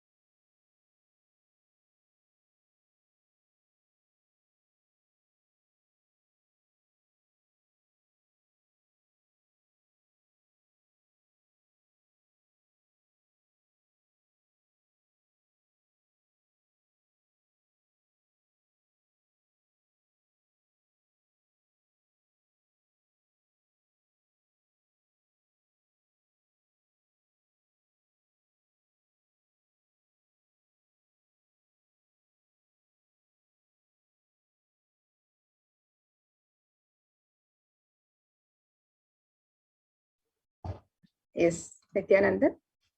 So now we apologize for the technical glitch. And now before we move to the learning more about the sevas being offered in Adi Kailash, let us now look at some of the various understandings, the gnana that Swamiji has provided to humanity, the knowledge from the scriptures that Swamiji has gifted to humanity as through his happening as a guru. So let us learn more about the happening of the Supreme Pontiff of Hinduism as a guru.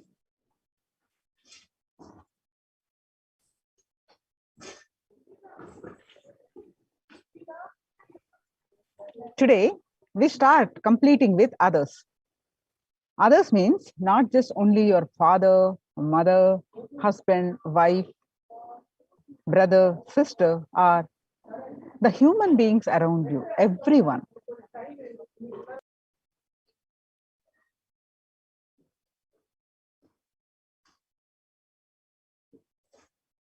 Today we start with the completion of everything with which you're living, your wealth, your health, your bag, your seat, your pets, your car, your house. Please understand that all of these are a living part of your life.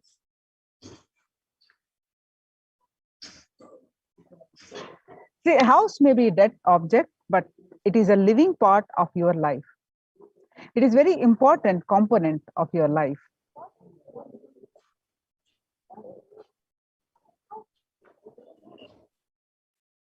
So the first thing you need to do is deciding, I have to bring completion with others, with whoever I'm living. I have to bring completion with whoever I'm living. Even if they don't want, I will stretch my best and I will decide I'm in the space of completion. Whenever they want, I'm open to have them. I'm open. I'm going to be in the space of completion. And whenever they are also ready, it will be completely complete. So completion with others does not mean you are going to apologize to them. No, it is not completion. Apologizing, saying sorry, I'm sorry, I made a mistake, this is not going to lead us to completion. Decide, I'm deciding to drop the hurting pattern in my life or any incompletion, any misunderstanding, anything. I'm deciding to drop and I'm deciding not to bring them in, not to give life to them again. So deciding this is the completion. Deciding this in your inner space is the completion with others. So completion starts with a decision. So deciding, first we need to decide, whoever I am living with, I am going to live with the completion. Going beyond is completion. Deciding, I am dropping this incompletion, hangover of the past, and I will not allow this to happen once more.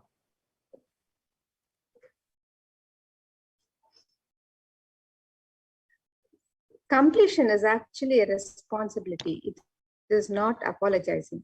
Swamiji says apologizing or feeling sorry comes out of powerlessness, but completion comes out of responsibility. So let us understand this difference. So now let us understand the few basic truths about the relationships. Today, we are celebrating the Devi Navaratri Kamakshi Alankara. Devi is gracing us with the Kamakshi. So the Kama is the desires, all the desires she fulfills. So with her blessings, let us decide to be in the space of completion with everyone around us.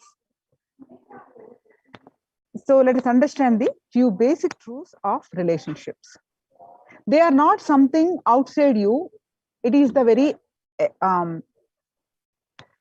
extension of you. How you feel about that is what you project on others.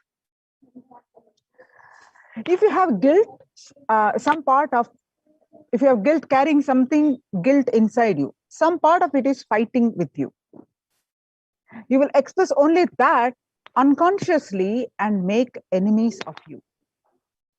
So if you are carrying some powerless cognitions or powerless feelings, emotions, which puts you in powerless, then you project those feelings to the people around you and create enemies, create conflicts in our life.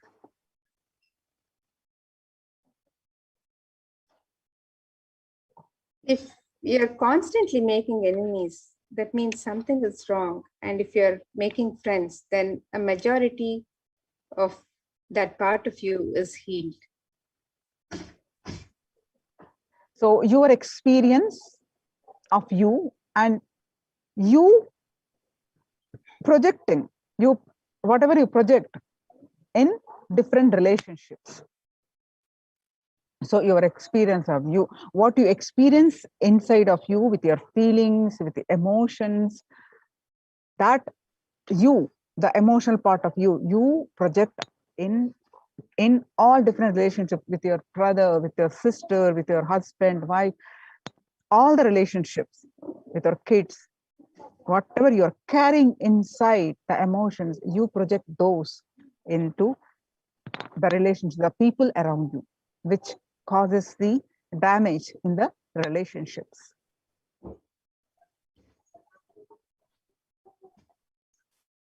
There are two things in relationships. There's the real father and your perception of him. The real mother and the idea of the mother. The real father, the real mother is the world, and your idea of your father or mother is your my world, which exists for you. So two constant happenings in our life. There are two things that are happening constantly in our life. One is the world and the actual world, the my world. So what is the world? The world is the actual happening, the facts. The set of facts is the world. And the my world, the second thing that happens is my world, the perception of whatever is happening. Perception you carry about whatever is happening. That perception changes for each one of us. The actual happening is the world, that set of facts, but each one of us perceive by our own ideas of how certain things to be done, our own judgments about people, about everything happens in the life, our own labels, our own ideas, our own opinions about everything on the about life, about everything, and notions, interpretations, beliefs, experiences, expectations, memories, everything what we carry inside us as perceptions. So many set of things decides how we perceive what is actually happening. That means this is different for each one. So that's why the actual happening with a set of facts is the world, and what we perceive each one of us is my world. So here you can see the illustration of the world and my world. The world is the actual happening, which is given by the facts of the world. They're just a set of facts. And my world is your judgments, labels, ideas, opinions, notions, interpretations, beliefs, expectations, and memories. It is your interpretation of the happening given by your cognition. So the relationships that we have, the relationships are shaped by your cognition. So your cognition is responsible for the way you relate with life and with the people in your life. So it is your cognition that makes or breaks your relationships.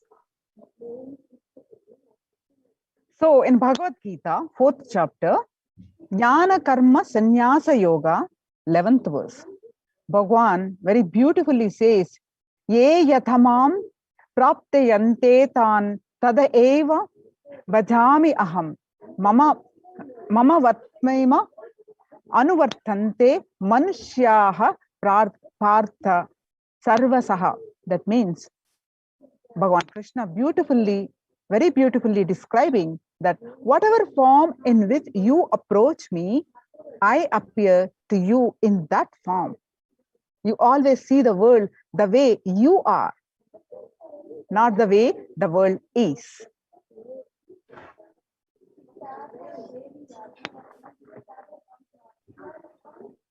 So let us now watch a video where Swamiji narrates a story from his own life, exemplifying how to be complete when relating with others.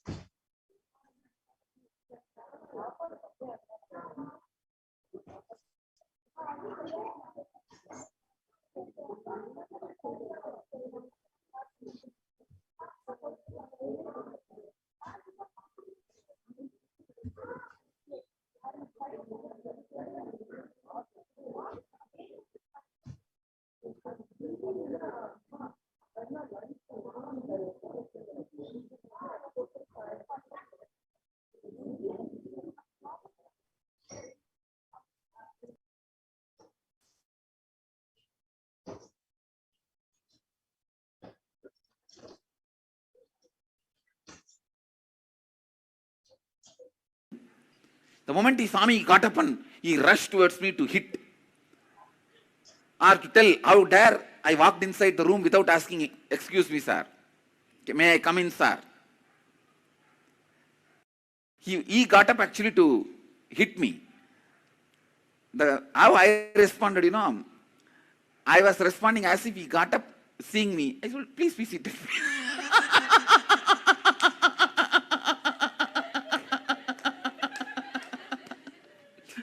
உட்காருங்க.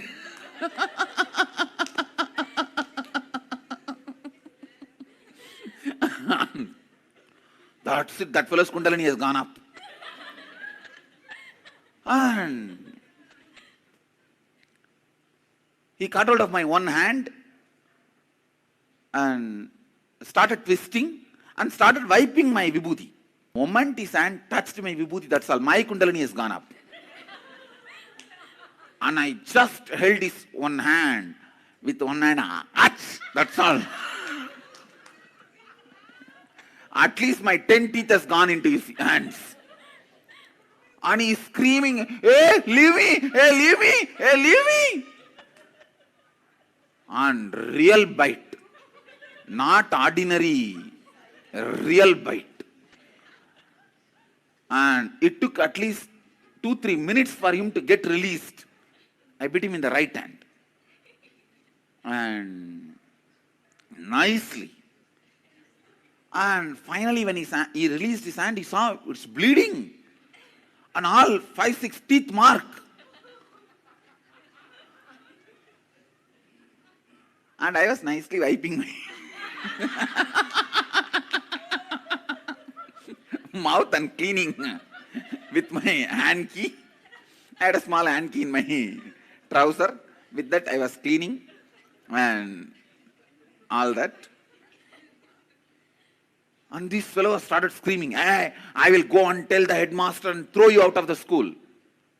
I just looked up and told him, if you go, in Tamil I said, Vadiyar headmaster போய் சொன்னா ஓ மானம் தான் போகும் ஒரு சின்ன பையன் உனக்கு கடிச்சு வச்சிட்டான்னு.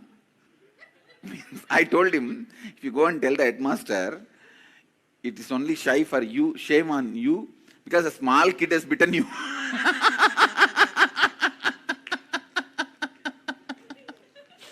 And that fellow was so angry. He said, even if it is shame on me, it's okay, I'll go and tell the headmaster.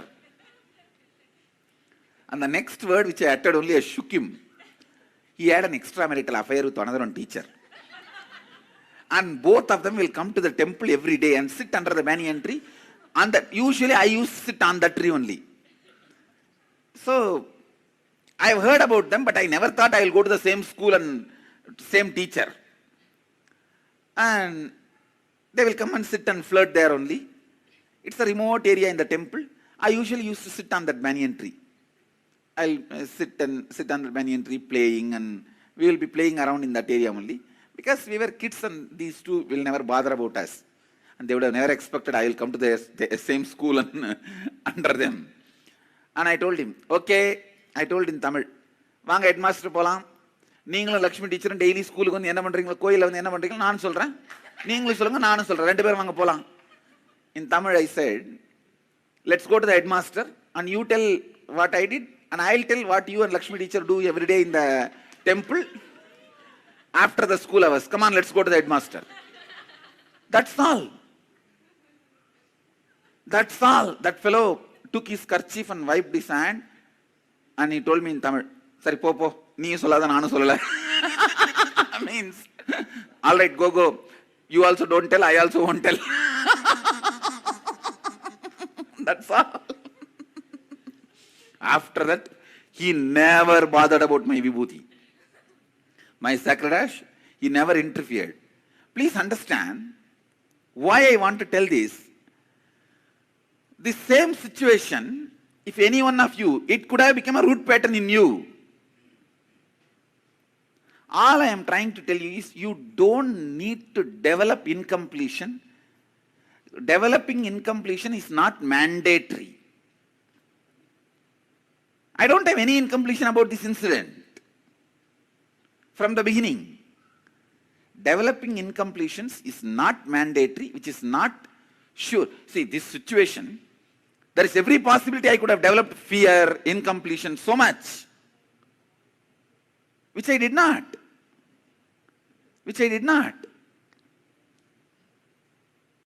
How many of you understand what I am saying?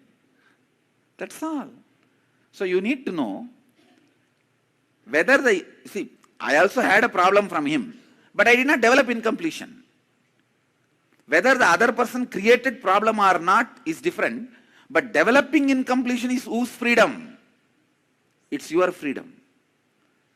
Making incompletion out of that happening is your decision. So for 100% all incompletion, you are responsible. What they have done may be right or wrong, but it does not need to become incompletion. You see, what the teacher did is complete abusal. Wrong. But it never became incompletion in me. Recently, few years before when I went to Tiruvannamalai, because after some time the teacher became headmaster. His wife died and he married the same teacher with whom he had an extramarital affair. He married the same teacher and that teacher also died. Now he is retired. He came and touched my feet. I picked up the same right hand and touched him. He said, "You leave me." Leave my hand. I said, okay. It never became a pattern in me, incompletion in me. Even though what he did was completely wrong, I never created an incompletion in me. So what others may do right or wrong, but that does not mean you have to develop incompletion. So any incompletion you have developed, who is responsible? You. Supposed to do completion? You. Make them understand about completion, the other person, then explain incident by incident and listen to their response also. Most of the time, it will be it would have been misunderstood by you. My world is completely wrong. So listen. And finally, complete. Tell them clearly, whatever is right or wrong, now I am dropping it, I am completing with you, over. With this, I am not going to carry any more powerlessness, incompletion with you, over. Declare completion. Do this with every relationship, whoever is alive and reachable. If they are not reachable, not alive, do it only with the mirror and the other person.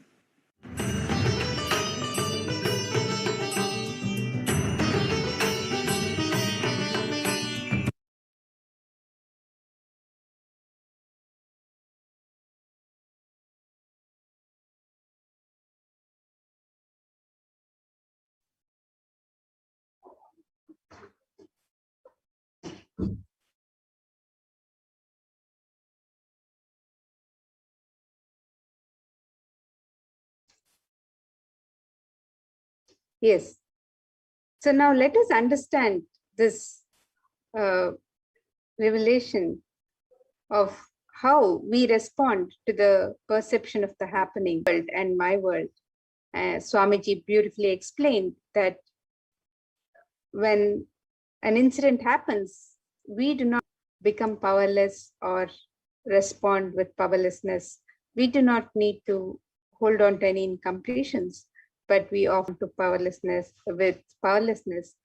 with our perception of the incident. So let us see this interesting story that Swamiji has narrated, illustrating this perception of the happening. An old man once went to a nearby village and he was coming back to his home. He was coming back to his hometown. And from a distance, he saw that his house was on fire. And that's all. He literally started boiling and burning, rolling on the ground and crying. One of his sons came to him and said, "Why are you crying, father?" The old man said, "Oh, my house is on fire. My house is on fire." The son reminded him, "Don't you remember? Just yesterday, we sold the house." And immediately, the old man got up and he became completely all right. He was okay. All his suffering, his pain, everything disappeared. Everything became all right for him. But in a few minutes, the second son came and told him, "Father, we sold the house, that's true. But the money has still not come to us. We have not yet received the money." Then immediately, the old man started rolling on the ground again and crying, "Oh, my house is on fire, my house is on fire, my house is on fire." It was the same house burning in all the three perceptions. It was the same house. But for a few minutes, it was a suffering for the old man. The next few minutes, when he perceived that it was not his house, it was not a suffering for the same person. Then again, it was his house and it was a suffering for him. So it is nothing but his perception, how his patterns cognized this happening.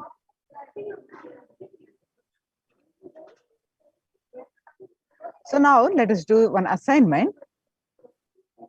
Internalizing the world and the my world. Let's take a few minutes.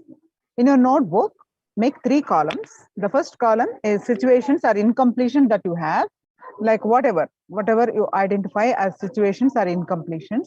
And the another second column, you write the world, the actual happening with a set of facts. And the third one is my world, our perceptions. These 3 columns, please take few minutes and do this. Do this assignment.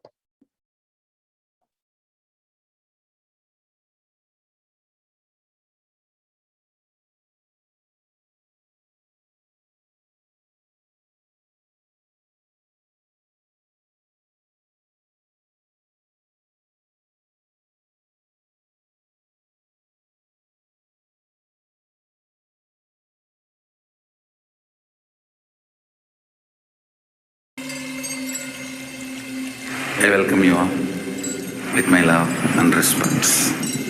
Let you all open all your 3 eyes. Om Nithyananda Paramashivoham.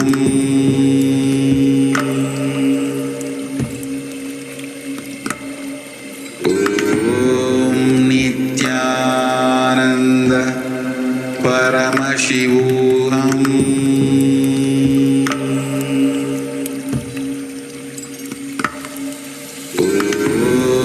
Nithyananda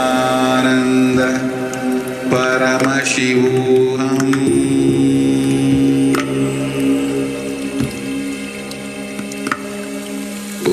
Om Nithyananda Paramashivoham.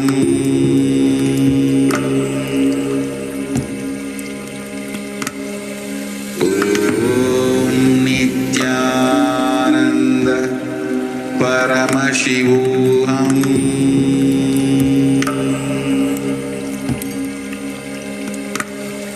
Om Nithyananda Paramashivoham.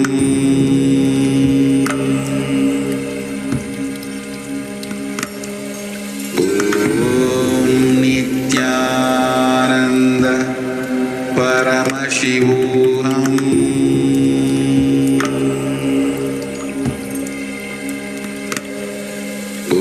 Om Nithyananda Paramashivoham.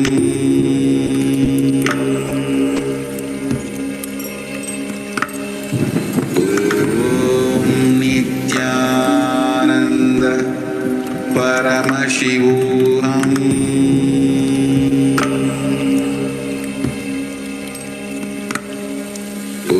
Om Nithyananda Paramashivoham.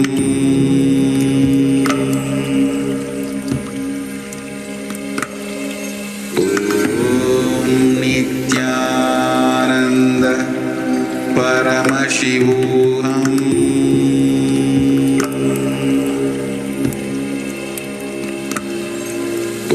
Om Nithyananda Paramashivoham.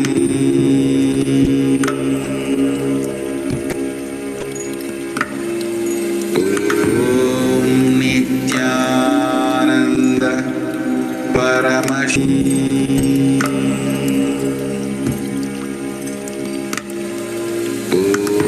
Om Nithyananda Paramashivoham.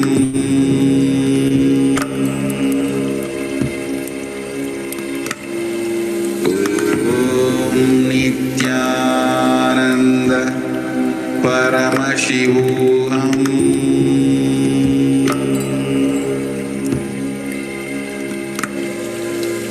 Om Nithyananda Paramashivoham.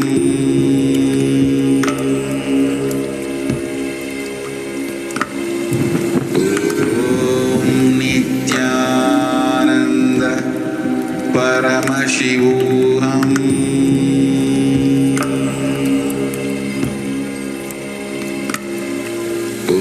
Om Nithyananda Paramashivoham.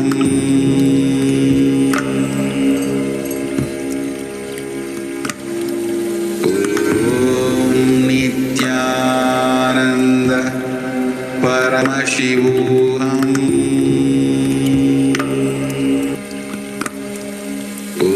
Om Nithyananda Paramashivoham.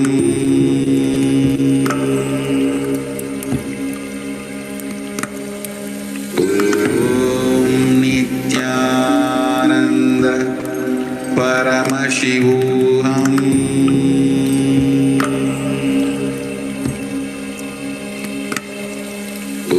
Om Nithyananda Paramashivoham.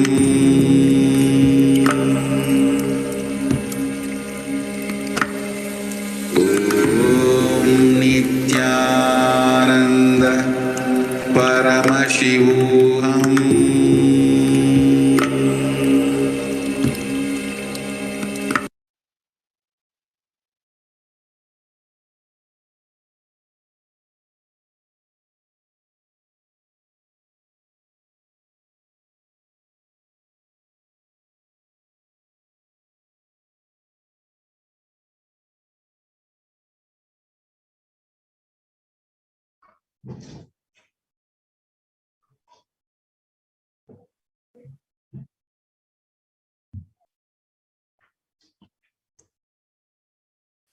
Yes. So now, if you've penned down the 3 columns for the situations that are incomplete for you, if you've penned down the thee world and the my world, you can now internalize this truth that Swamiji is giving us, that First, you have to take responsibility for everything happening around you. You have to cognize that you are the source of everything happening around you.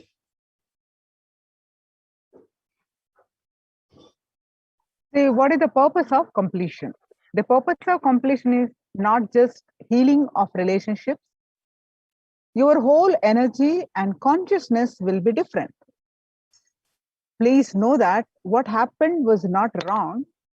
What is happening is right. Completion is right. Past is not wrong. You are not blaming or complaining. You are only completing and dropping it from your inner space.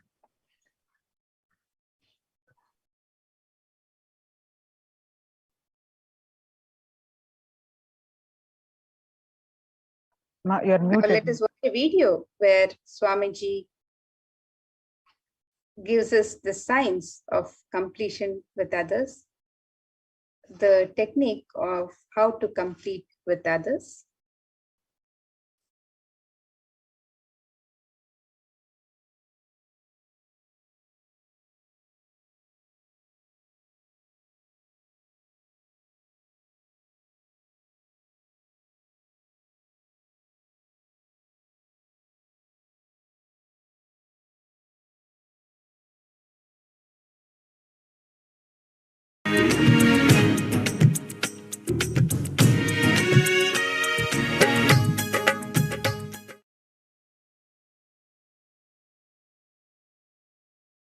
How many of you, when you did the process yesterday, the world and my world, understood it is you who messed up everything in your life? It is you who is supposed to repair everything in the life. How many of you understood that? All right. How many of you think we should really repair it? Very seriously, sincerely, you want to repair it. I'll give you step by step. How many of you think you don't need to repair it? You are not responsible. Raise your hand. No, really, I want to see. Thinking, why should I? No, I want you to understand, unless you decide, repairing cannot be done. Unless you decide, repairing cannot be done. Repairing cannot be done. Listen. Today we start completing with others. Others means not just only your father, mother, husband, wife, brother, sister, the human beings around you. We will start the completion with everything with which you are living. Your wealth, your health, your bag, your seat, your pets, your car, your house. Please understand, all these are living part of your life. They may be dead objects, but they are living part of your life. See, a house may be a dead object, but it is a living part of your life. How many of you understand what I am saying? It's a very important component of your life.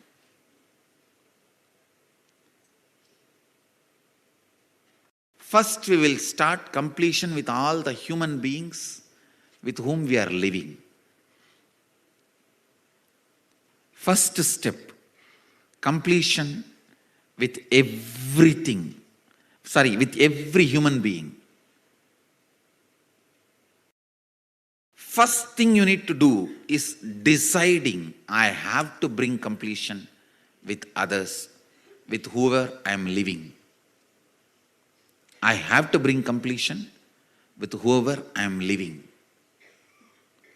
Even if they don't want,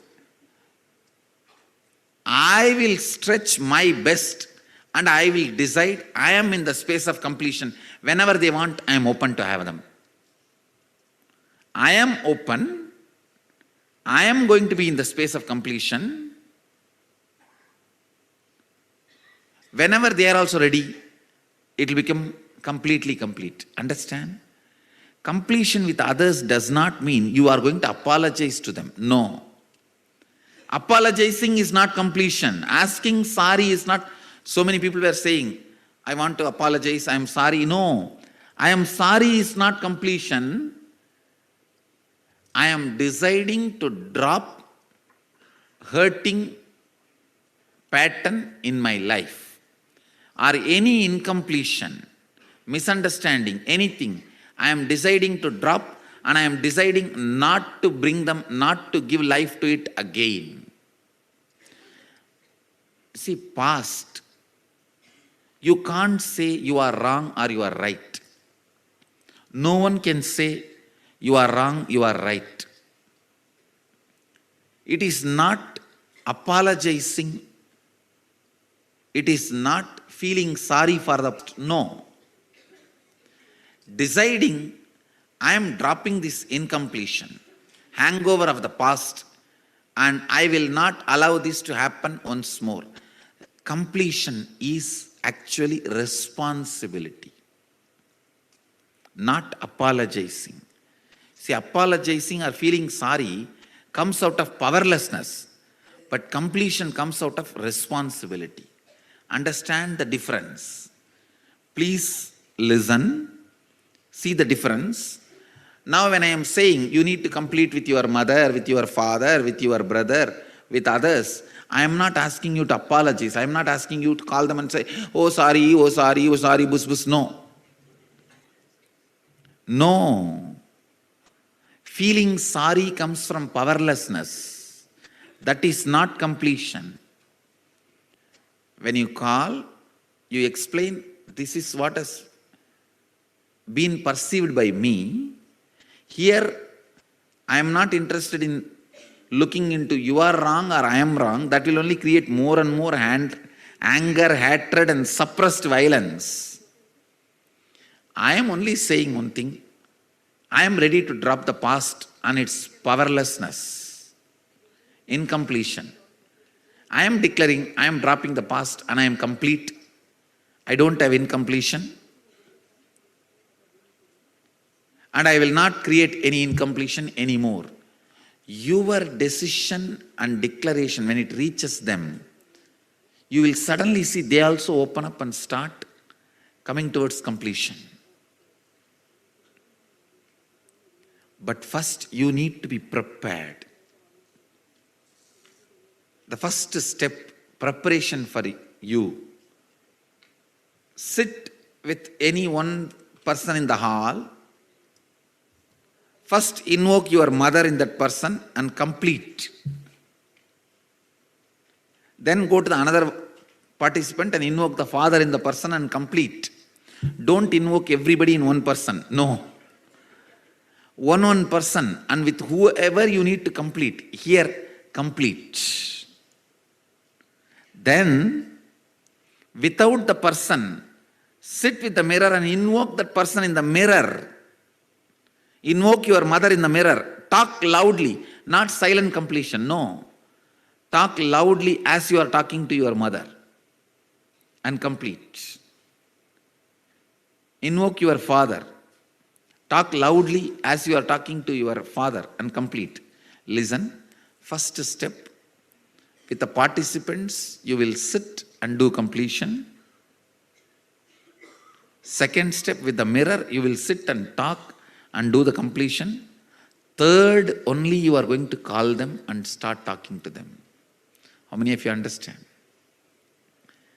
First, do the first step and second step. If they are dead, by invoking in the mirror, if you do completion, that's enough.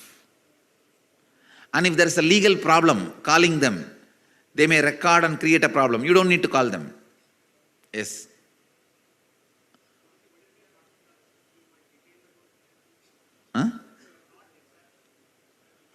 Huh?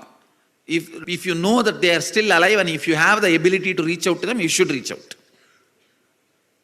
First, you don't even go to that step. Let us first do these two completion. Then you will have a lot of questions. I will answer them. I will help you to do these two completion first. that will take away the anger and vengeance and misunderstandings and suppressions you have. Let that come out. Let you be healed. All that spicy, chilly anger, vengeance, everything will come out through the words. You will be ready to complete. If you directly now call them, you will only pick up more fight and come back with more mess up and incompletion. How many of you understand that? That is why I am not going to let you call them now. You will start reasoning with them. You are wrong, you are wrong, you are wrong. End of the call, more incompletion. First, even if your relative or the person with whom you have to complete is in the hall, you will not talk to them directly. You will only sit with persons, other participants, and then you will only sit with the mirror. Then I will have one more session answering your questions, and I will also be doing a Shivoham process to heal your past.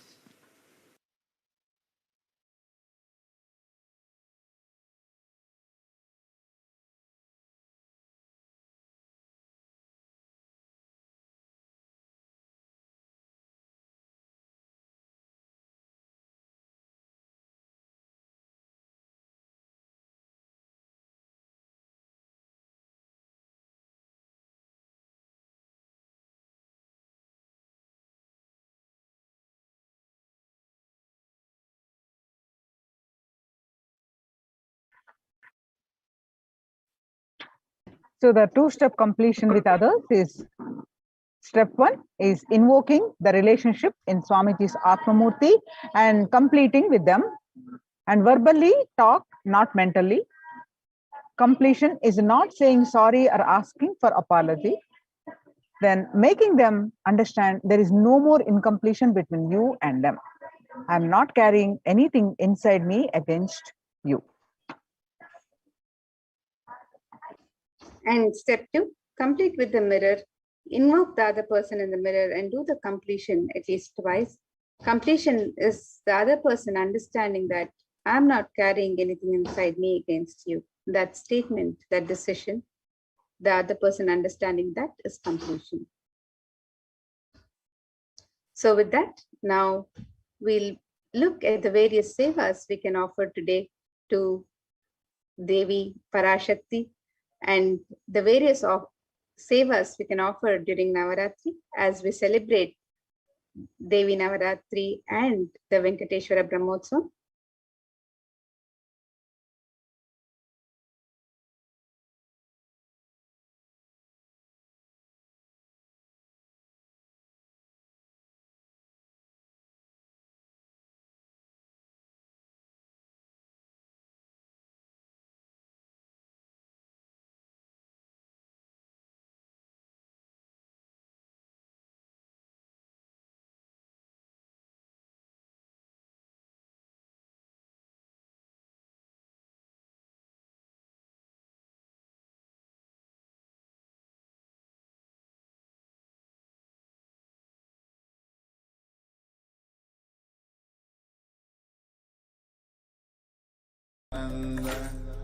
Paramashivoham. Om Nithyananda Paramashivoham. Om Nithyananda Paramashivoham. Om Nithyananda Paramashivoham. Om Nithyananda Paramashivoham. Om Nithyananda Paramashivoham. Om Nithyananda Paramashivoham. Om Nithyananda Paramashivoham. Om Nithyananda Paramashivoham. Om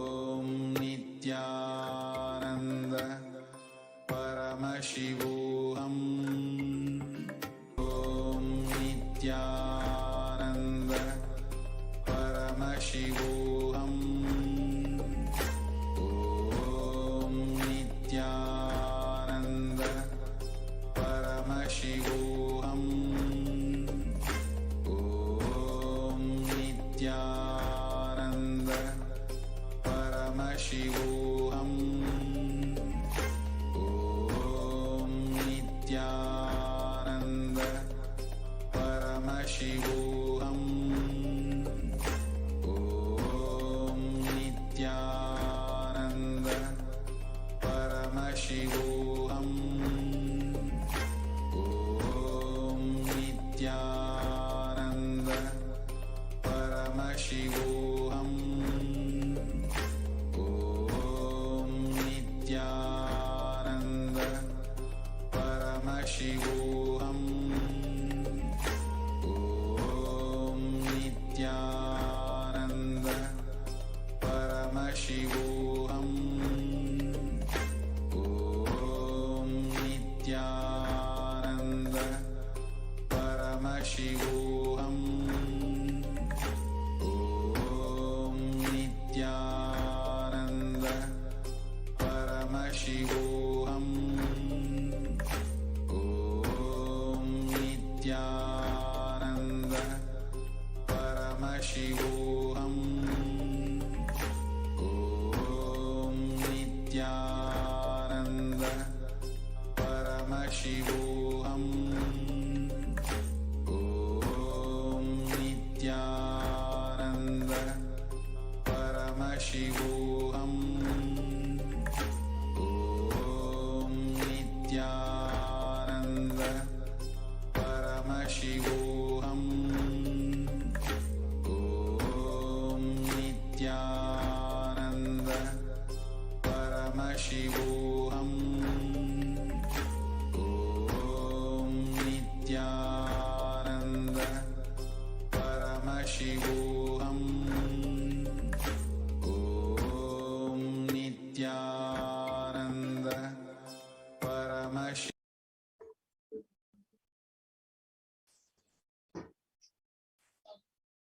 Yes, Nithyananda. So now let us see the various manifestations of Devi that we'll be celebrating this Navaratri, and the various offerings we can make to Devi Parashakti and Bhagavan Venkateshwara during this Brahmotsam. So on day 1, we have the manifestation of Devi Rajarajeshwari. On day 2, manifestation of Devi Meenakshi. Day 3, the manifestation of Devi Kamakshi, which is today.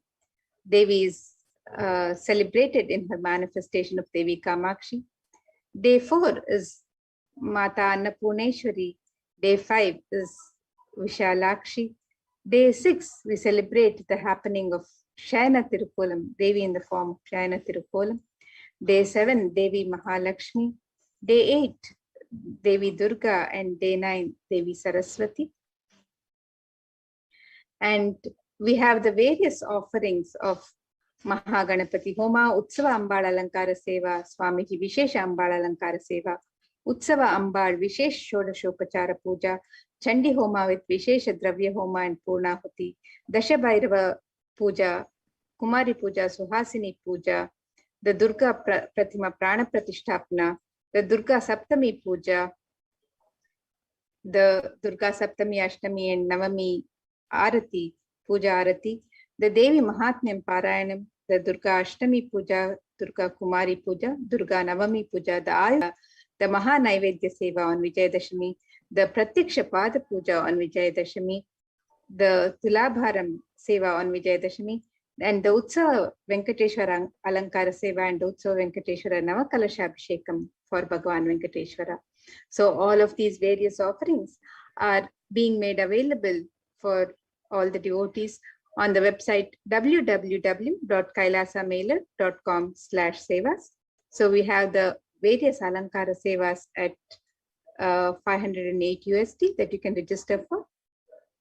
The Utsava Ambal Alankara Seva is the Alankara Seva of the Utsava Murti of Devi Parashakti in her various manifestations, which bestows the deep fulfillment of life and thereby taking us closer to the Guru who liberates us from the cycle of birth and death.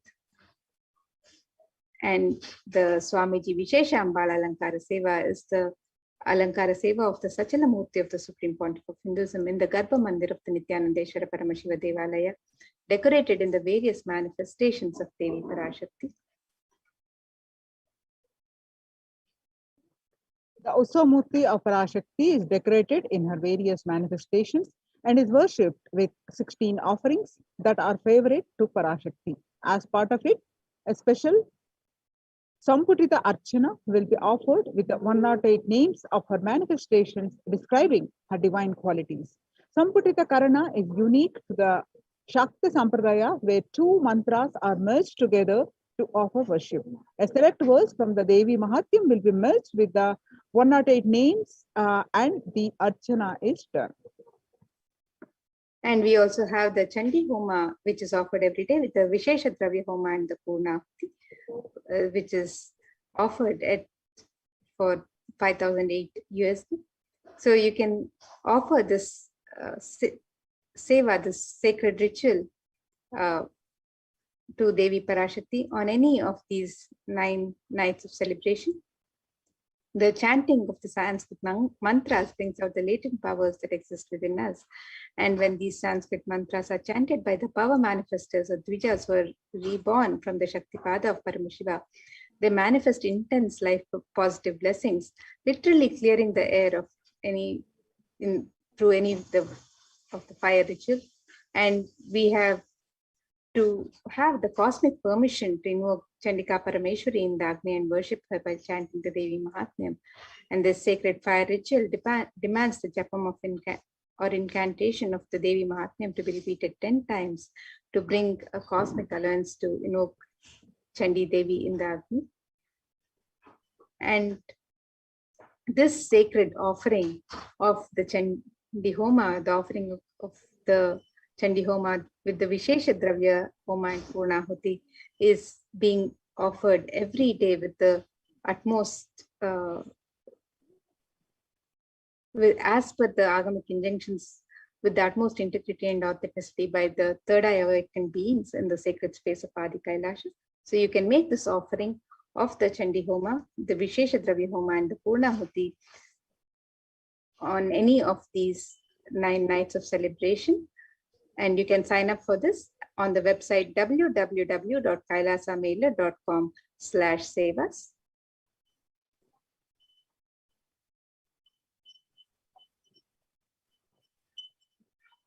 And the various benefits of the Chandi Homa are extolled in the Devi Mahatmya, in the various verses of Devi Mahatmya.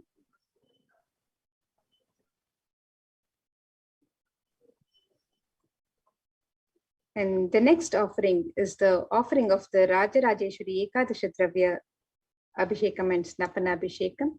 And this is a very special Abhishekam where, as per the Shakta Agamas, 11 types of Dravyams and Abhishekam items such as rice flour, turmeric powder, Jaladravya powder, Panchamritam, milk, curd, ghee, honey, sugarcane juice, fruit juice, tender coconut water, and Kandajalam is offered to the Moolavar Rajarajeshwari in the Nithyanandeshwara Paramashiv Devalayam. And finally, the energized waters of the Chandi Homa Kalashas and the Shankha, the conch, which have been consecrated during the entire day by various powerful mantras and rituals, are offered onto the deity of Devi Rajarajeshwari.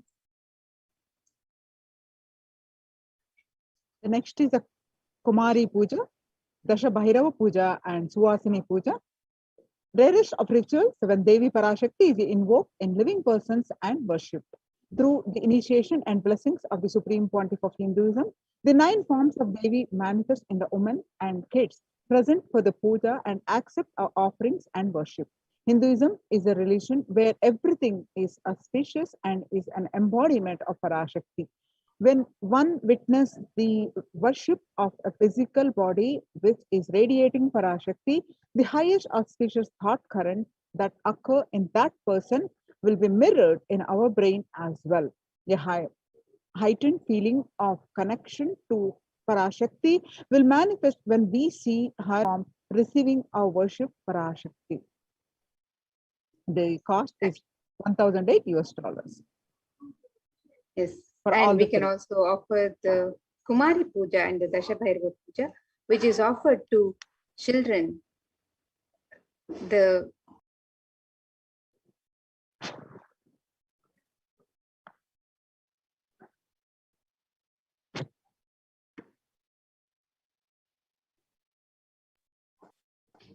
So the Kumari Puja is offered to the girl child, the young girl child who's worshipped as a manifestation of Devi Parashakti herself. And through her innocent powerfulness, we can glimpse Devi Parashakti, the glimpse of the divine. And we can, with the Dasha Bhairava Puja is offered to the young boys who are blessed and initiated by the Supreme Pontiff of Hinduism to radiate the powerful manifestations of and the Dasha Bhairavas. And the Suhasini Puja is offered to married women who are the initiates of the Supreme Pontiff of Hinduism, who sit as the form of Parashakti. And this unique revival of worship is one of the rarest where Parashakti is actualized and embodied and represents an actual physical body of Suhasini. As the Supreme Pontiff of Hinduism says, women are an embodiment of Parashakti, and here is a unique ritual in Hinduism recreating the same sacred sentiments that Sri Ramakrishna had when he offered the Jadadatri Puja to Sri Sharada Devi.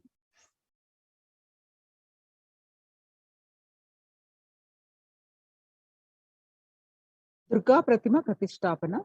The Kularnava Tantra describes in detail the worship of a Durga Devi, which is made out of clay. The Agamic injunctions prescribe details on the way clay should be procured. They describe exactly from which land the mud should be procured. The ground deities are made with exact proportion as per the Shastras and are colored and decorated in the exact description of Durga Devi slaying the demons Mahishasura. This deity is an icon of Hindu feminism, where the cosmic mother, cosmic feminine, vanquishes the mass negativity. Tremendous amount of energy lands when the Durga Devi receives Prana Pratishtapana by the Supreme Pontiff of Hinduism. So we can make these various offerings to Devi Parashakti and Bhagavan Venkateshwara during this Navaratri. And we can make all of these offerings on the website www.kailasamaila.com/sevas. So you can sign up for the offerings on the website www.kailasamaila.com/sevas.